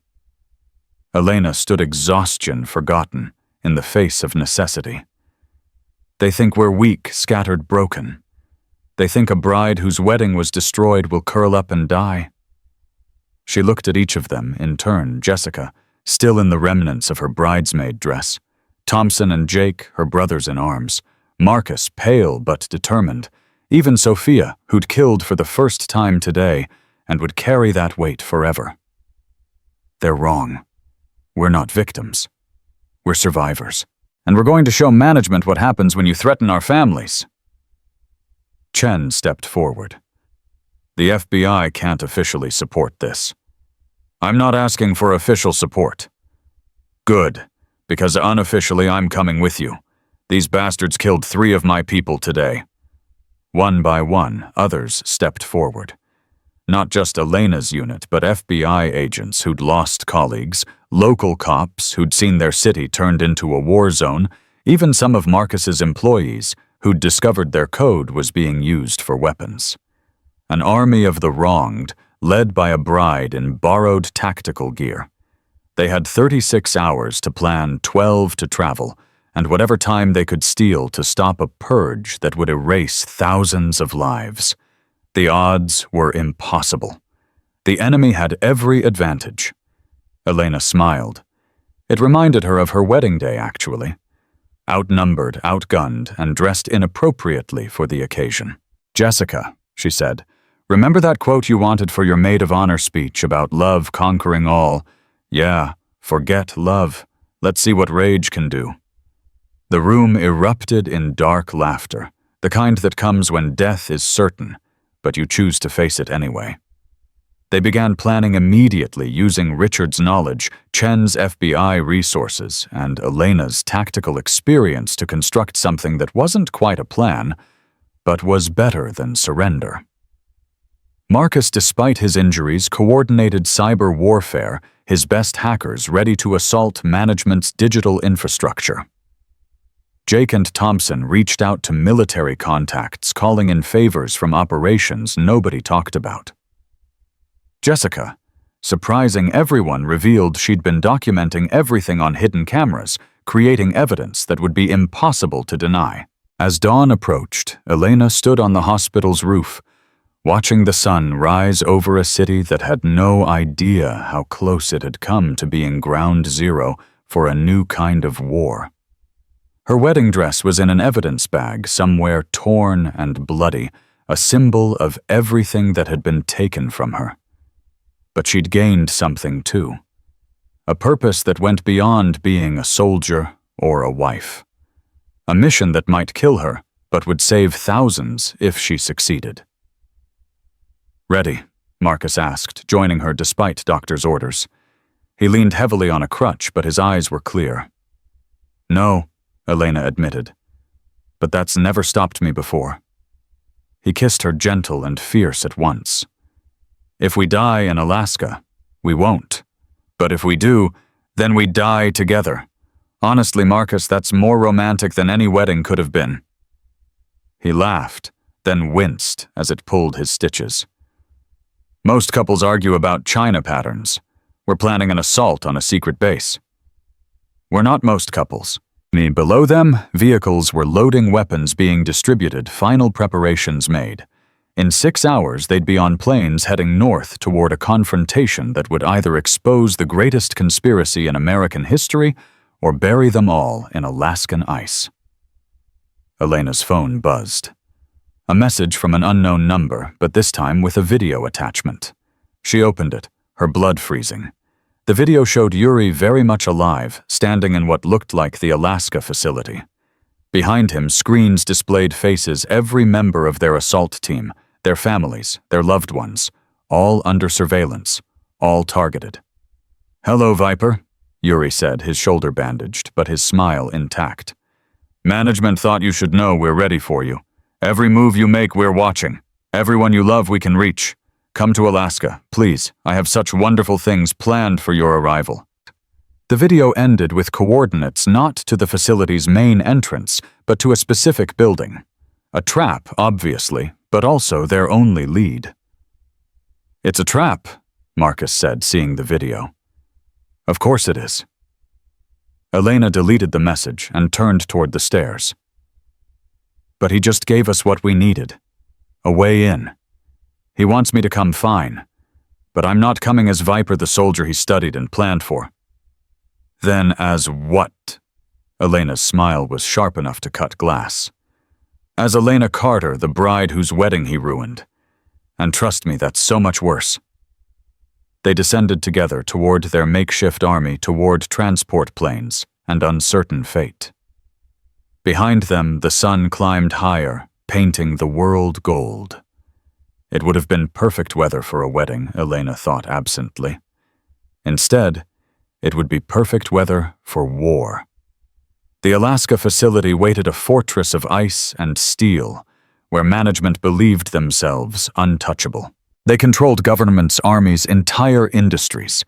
They had shaped world events for 3 decades, playing God with chemical weapons and genetic targeting systems. But they'd made one critical mistake. They'd interrupted Elena Carter's wedding, and for that, they would burn. The planes lifted off 2 hours later, carrying 43 people who'd chosen certain death over surrender. In the lead aircraft, Elena sat with her eyes closed, not sleeping, but planning. Every scenario, every contingency, every possible way this could go wrong. Marcus squeezed her hand. What are you thinking? I'm thinking about our wedding vows. The part about till death do us part. Kind of taking that literally, aren't we? Maybe. But if we survive this, if we actually stop management and live to tell about it, yes. Elena opened her eyes, meeting his. Let's just go to City Hall. No guests, no flowers, no fancy dress. Just us making it official. Deal. But I get to pick the honeymoon. If we survive this, you can pick whatever you want. The plane banked north toward Alaska, toward destiny. Below, America spread out in miniature, unaware that its fate was being decided by a bride, her shot fiancé, and a collection of warriors who'd chosen justice over survival. Jake's voice came over the intercom. 2 hours to drop zone. Final equipment check. Elena stood addressing their small army. You all know the stakes. Management has resources we can't match, weapons we might not survive, and the advantage of preparation. But we have something they don't. What's that? Someone called out. Nothing to lose and everything to gain. They're fighting to preserve their empire. We're fighting for our lives, our families, our future. That makes us dangerous in ways they can't calculate. She pulled on her tactical vest, checking each weapon with practiced efficiency. They took my wedding day and turned it into a massacre. They used my fiancé's family as pawns. They threatened everyone I love. Elena chambered a round in her rifle, the sound sharp in the aircraft's belly. So when we hit that facility, remember, this isn't just about stopping Protocol Omega or exposing management. This is about sending a message to anyone who thinks they can play God with our lives. What message? Jessica asked. Elena smiled, cold and certain. That Elena Carter's wedding gifts include bullets, and everyone's getting one. The plane continued north toward the Arctic, toward a battle that would determine whether management's 30-year reign of shadow control would end, or whether they'd all become casualties of a war the world would never know happened. But Elena wasn't worried about history. She wasn't thinking about legacy or heroics, or even survival. She was thinking about a wedding that never was a dress destroyed by violence, and a promise she'd made to herself as she stood in the ruins of Belmont Estate. Never again. Never again would shadow organizations decide who lived or died. Never again would chemical weapons be tested on innocents. Never again would someone's wedding day become a war zone. The facility appeared on the horizon, a metal cancer on pristine white snow. Defensive positions were visible even from altitude automated guns tracking their approach. They'd be shooting their way and fighting for every foot of ground. 60 seconds to drop, Jake announced. Elena moved to the door, whined, tearing at her clothes. Below death waited in a dozen forms, but also answers. Also justice. Also perhaps redemption for all the lives she'd taken in the name of security that had turned out to be lies. 30 seconds. Marcus appeared beside her, struggling with his parachute. If we die, we won't. I love you, Elena Carter. I love you too, Marcus Whitmore. Now shut up and jump.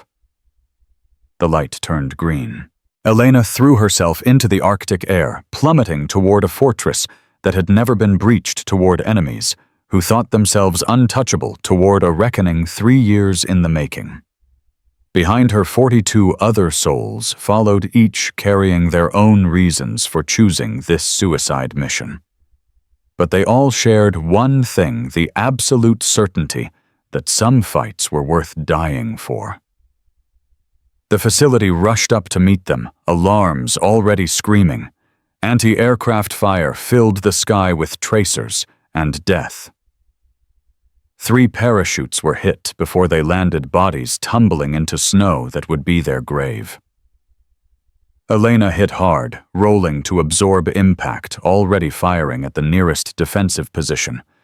The battle for Alaska had begun, and with it the final chapter of a wedding story that had started with white roses and would end with red snow. Management had called for war. Elena Carter was happy to deliver it. The community center in downtown Baltimore wasn't much to look at. Brick facade, weathered by decades of storms, windows reinforced with metal-grating paint peeling from walls that had seen better days.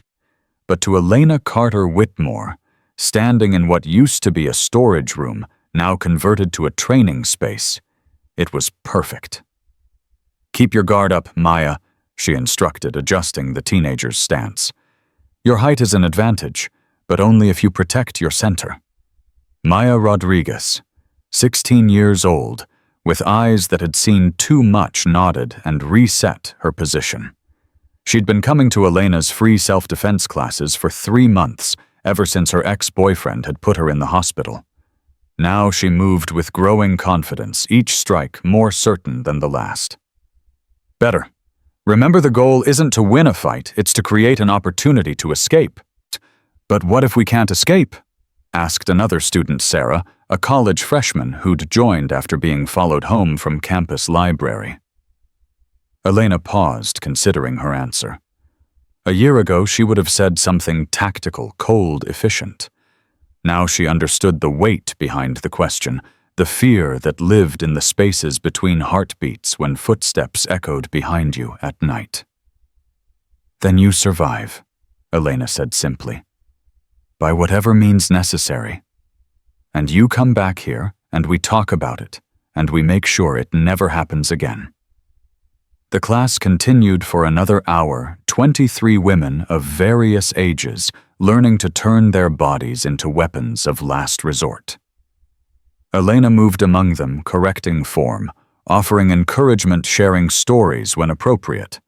She never mentioned the wedding, the mercenaries, or management. But sometimes, when demonstrating a particularly effective technique, her students would catch glimpses of something deeper muscle memory that spoke of real violence, survived. "That's enough for today," Elena announced as the clock struck 8. "Remember, Thursday we're covering environmental weapons. Anything can be a tool if you know how to use it."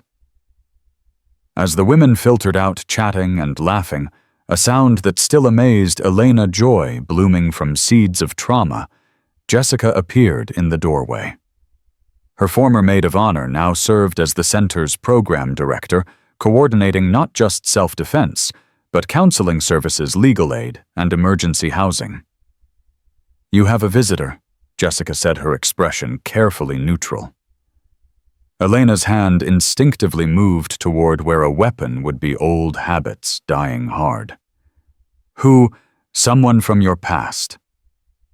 The office was small, cramped with donated furniture and boxes of supplies waiting to be sorted. The woman sitting in the cracked leather chair looked older than her 45 years, silver, streaking through dark hair, left arm in a sling that would probably be permanent. General Patricia Hayes, former General Elena, corrected herself, had lost weight in federal custody, her once commanding presence diminished, but not destroyed. "Elena," Hayes said simply. "Patricia." Elena didn't sit, keeping the desk between them. "You're supposed to be in prison." "Early release. Cooperation with federal investigators has its benefits." Hayes shifted uncomfortably. "I testified against 3 management council members. They're all serving life sentences now. 3 down, 4 to go. 3 to go, actually. Vladimir Petrov killed himself rather than face trial. Cyanide, tooth old school." Elena processed this information, feeling nothing. The rage that had driven her through Alaska, through the months of investigation and trials that followed, had burned itself out, leaving something harder but cleaner in its wake. "Why are you here, Patricia?" "To apologize, and to warn you." "I don't need your apology." "No, but I need to give it." Hayes stood with difficulty, her injuries from the car crash having left permanent damage. "I trained you to be a weapon, Elena. I pointed you at targets and pulled the trigger. When you started developing a conscience-questioning orders, I should have listened. Instead, I tried to turn you into me." "You tried to turn me into a monster." "Yes. No denial, no justification. I told myself it was for national security, for the greater good. But somewhere along the way, I lost track of what we were securing, whose good we were serving." Elena studied her former mentor, seeing not the architect of atrocities, but a broken woman carrying the weight of choices that couldn't be undone. It would be so easy to hate her, to blame her for everything. But Elena had learned something in the past year. Hate was exhausting, and she had better uses for her energy. "You said you had a warning." Hayes pulled out a phone, showing Elena a photograph. "This was taken 3 days ago in Prague." The image was grainy, obviously shot from distance, but the face was unmistakable. Yuri Volkov, supposedly dead in the Alaska assault, very much alive and sitting at a cafe. "How?" Elena's voice was steady, despite the spike of adrenaline. "Best guess body double. Management was thorough in their contingencies, but that's not the concerning part." Hayes swiped to another image, Yuri meeting with someone whose face was hidden, but whose posture Elena recognized immediately. "Marcus's mother," she breathed. "Victoria Whitmore. She disappeared 2 months ago, supposedly to a grief retreat in Switzerland. But my sources say she's been recruiting, building something new from management's ashes." Elena sank into her chair, mind racing.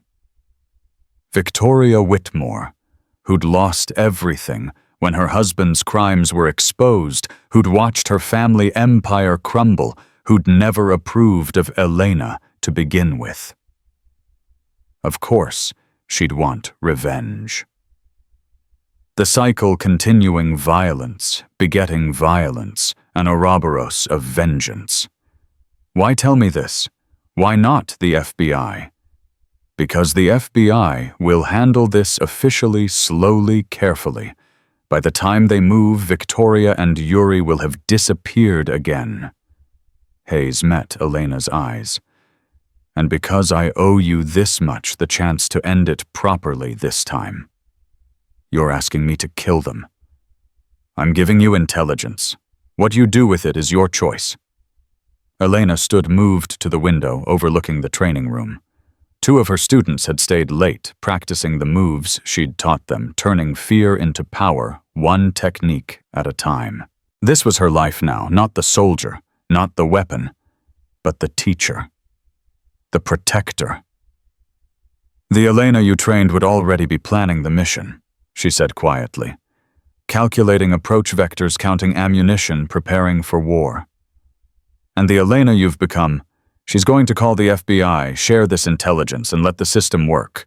Then she's going to go home to her husband, have dinner, and sleep without nightmares for the first time in years. Hayes's expression was unreadable.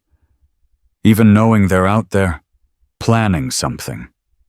Especially knowing that. Elena turned from the window. I spent 3 years pretending to be normal, hiding from what I was. Then I spent a year being nothing but rage and vengeance. Neither worked. She gestured to the community center, the classes, the lives being rebuilt within its walls. This works. Teaching others to be strong, to survive, to fight when necessary, but live when possible. That's the victory, not killing everyone who threatens us, but building something they can't destroy. Hayes stood to leave, pausing at the door. For what it's worth, Elena, you became the soldier I should have been. The person I was too broken to become. We're all broken, Patricia. The difference is what we build from the pieces. After Hayes left, Elena sat alone in the office, staring at the photos of Yuri and Victoria. The old itch was there, the trained response demanding action, reconnaissance, elimination. But stronger than that was the pull of the life she'd built, Marcus recovering, but scarred, working to reform his father's company into something ethical. Sophia, who'd started therapy, and was slowly processing the trauma of killing Hayes. Jessica turning her experience into purpose at the community center. Her phone buzzed. Marcus texting from the hospital where he now served on the board, pushing for better trauma care for violence survivors. Dinner at 8. That Italian place you like? Elena smiled, texting back. Only if you promise no surprises. I've had enough of those for a lifetime. No surprises? Just you, me, and probably terrible service because it's Thursday. Perfect. She locked the photos in her desk drawer. She'd call Chen at the FBI. Later let the professionals handle it. Right now, Maya Rodriguez was waiting in the lobby, too nervous to leave alone, despite her new skills.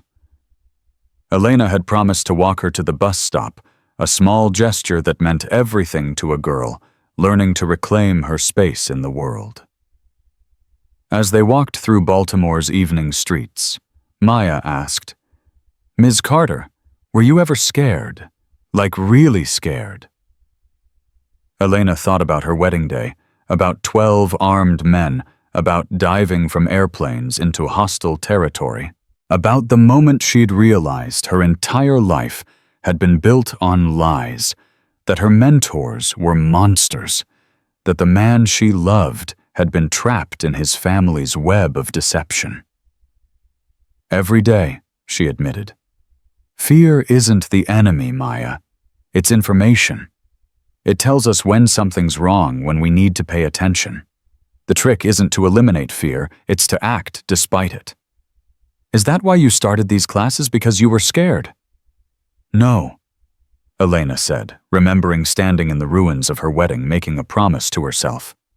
I started them because I was angry, but I keep teaching them because I have hope. Hope for what?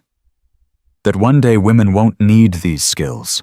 That the world will be safe enough that knowing how to disarm an attacker becomes trivia instead of survival. That strength can be a choice instead of a necessity. They reached the bus stop where other commuters waited in the yellow glow of streetlights. Maya hesitated, then hugged Elena quickly, fiercely before boarding her bus. Elena watched it pull away, carrying a young woman who was learning to be dangerous in all the right ways. Her phone rang. Chen from the FBI. Elena, I just got an interesting call from Patricia Hayes. Something about intelligence on Victoria Whitmore. I was going to call you. I have photos locations. It's all yours. A pause. You're not going after them yourself. Sarah, do you know what today is?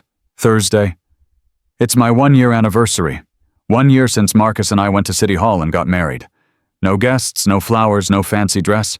Just us and a judge who'd seen our story on the news and waived the waiting period. I didn't know? Congratulations. Thanks. The point is I have dinner plans with my husband. I have classes to teach tomorrow. I have a life that doesn't involve hunting down everyone who wants me dead. Even if they're planning something. They're always planning something. That's what people like them do. But I'm not going to spend my life looking over my shoulder jumping at shadows becoming them to fight them. That's very zen of you. It's very tired of me, Elena corrected. I'm 32 years old, Sarah. I've killed more people than I can count, saved lives I'll never know about, and had my wedding turned into a war zone. I think I've earned the right to be done. And if they come for you...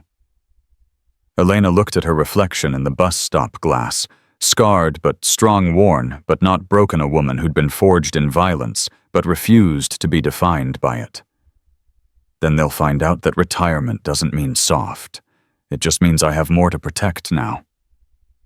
She ended the call and started walking home.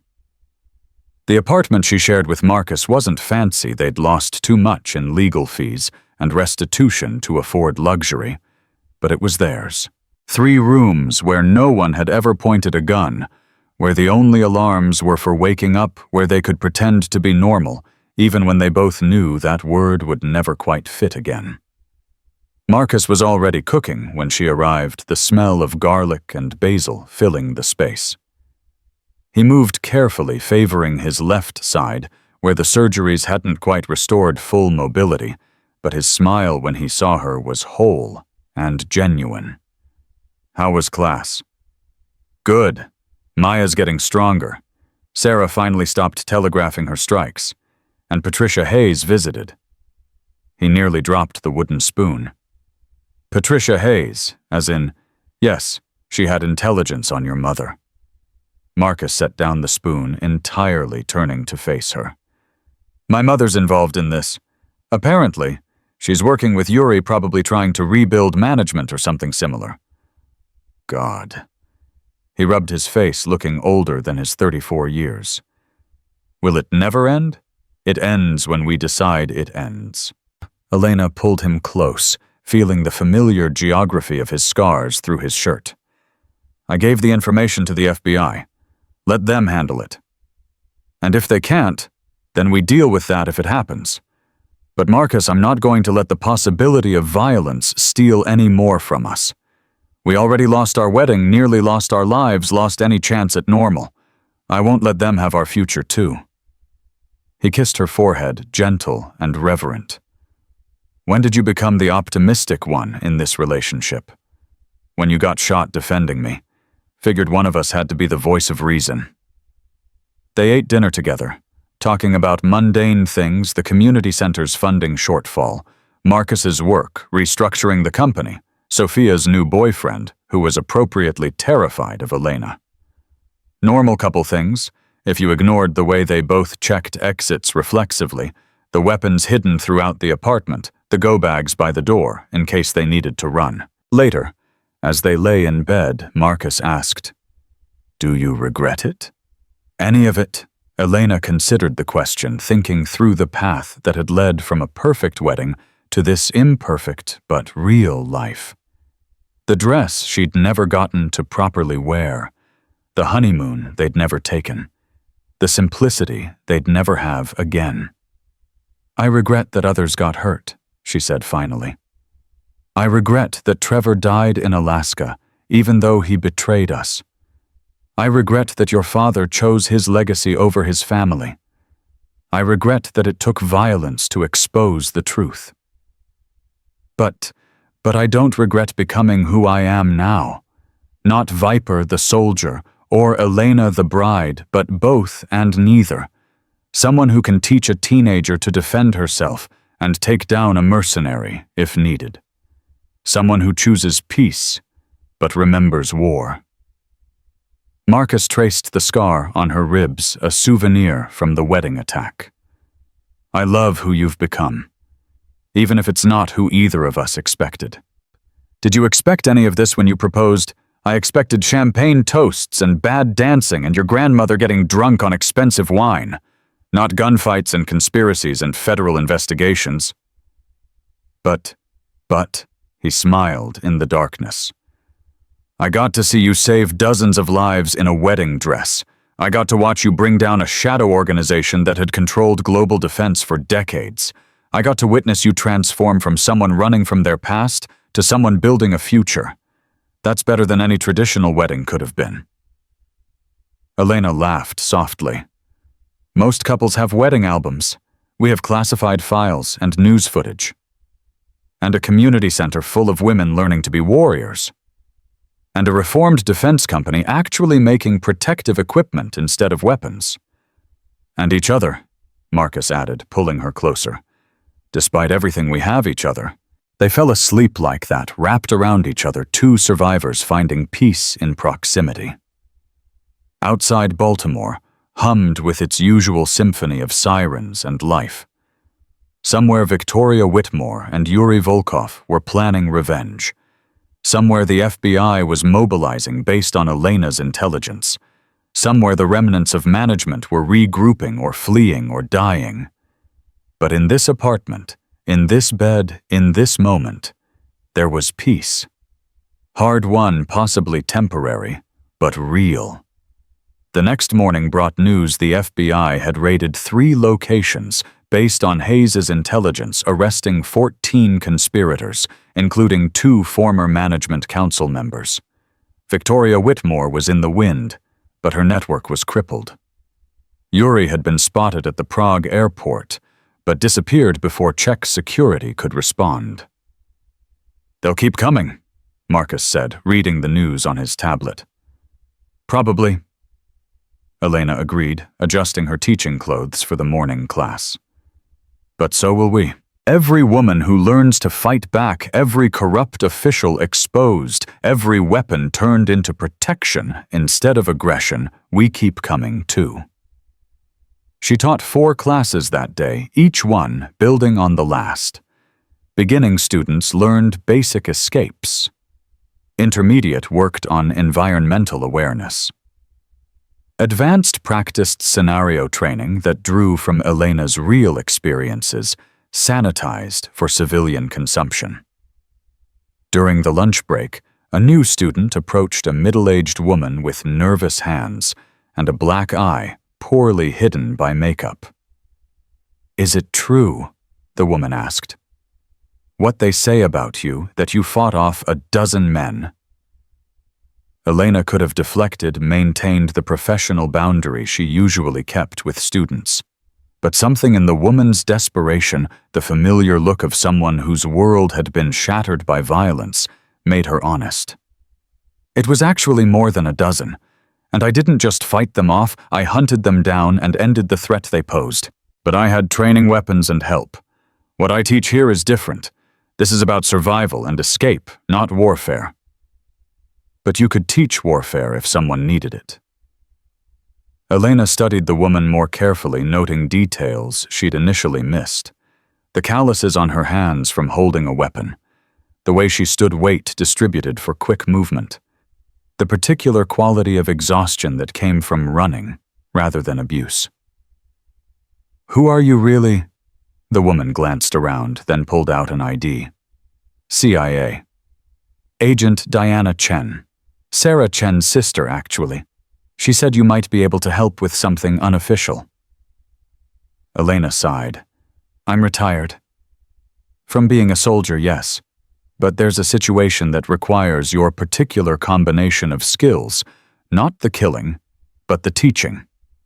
We have an asset, a woman deep in a terrorist cell who needs extraction. But she refuses to leave without the other women trapped there. We need someone who can quickly train civilians to fight their way out. Send a special forces team. Would trigger an international incident. This needs to be organic. An uprising from within rather than an attack from without."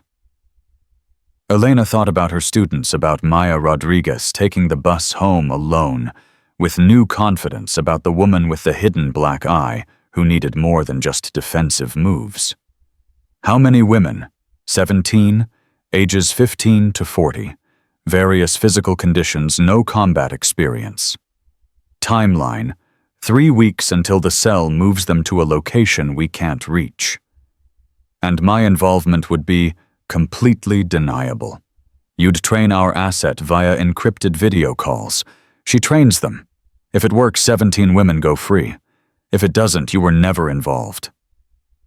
Elena looked through the window at her current class practicing holds, Jessica demonstrating proper grip strength. This was her life now, safe, legal, helpful, but limited to those who could reach her. "I'll think about it," she said finally. Diana left a secure phone with an encrypted number.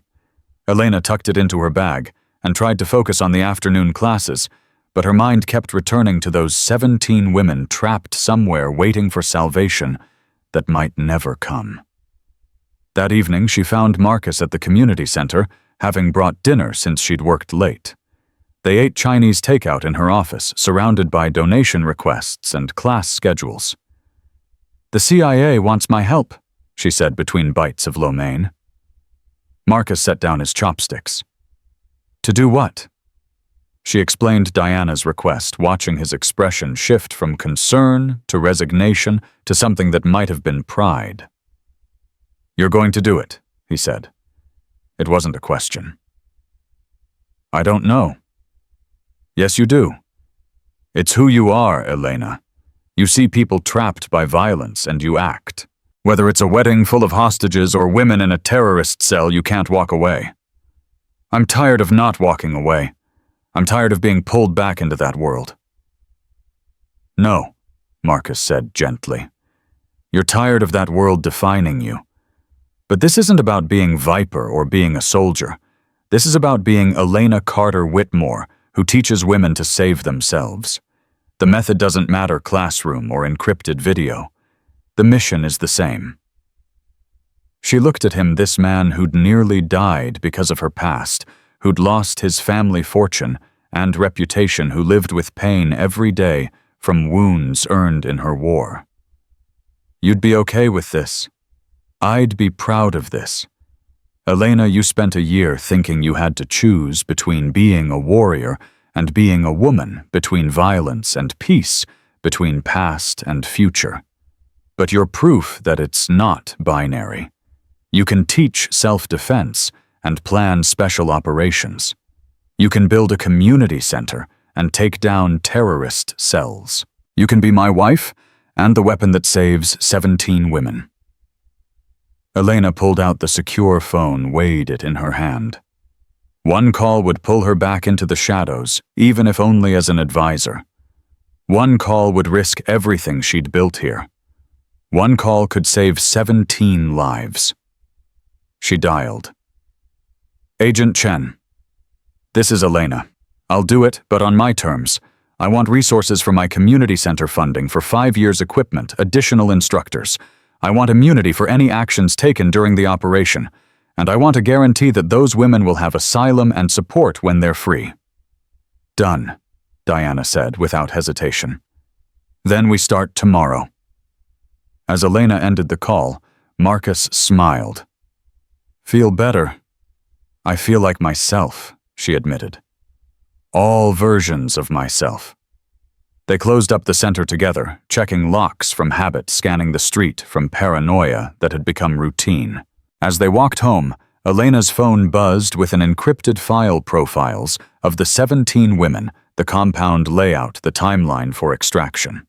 17 lives hanging in the balance. A terrorist cell that needed dismantling. An asset who refused to leave anyone behind. It felt familiar in the worst and best ways. "After this," Marcus said, taking her hand, "we're taking that honeymoon. Somewhere boring. Somewhere with no conspiracies, no mercenaries, no one trying to kill us." "Deal. Though with our luck, we'll accidentally vacation next to a supervillain's lair."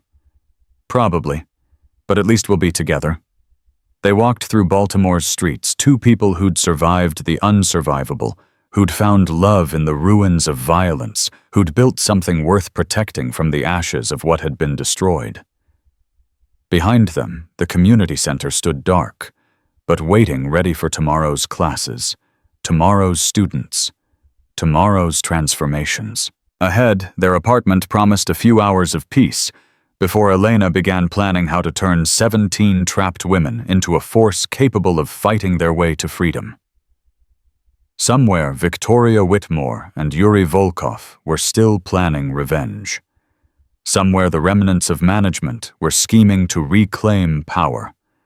Somewhere, violence was being prepared and aimed at those who'd opposed it.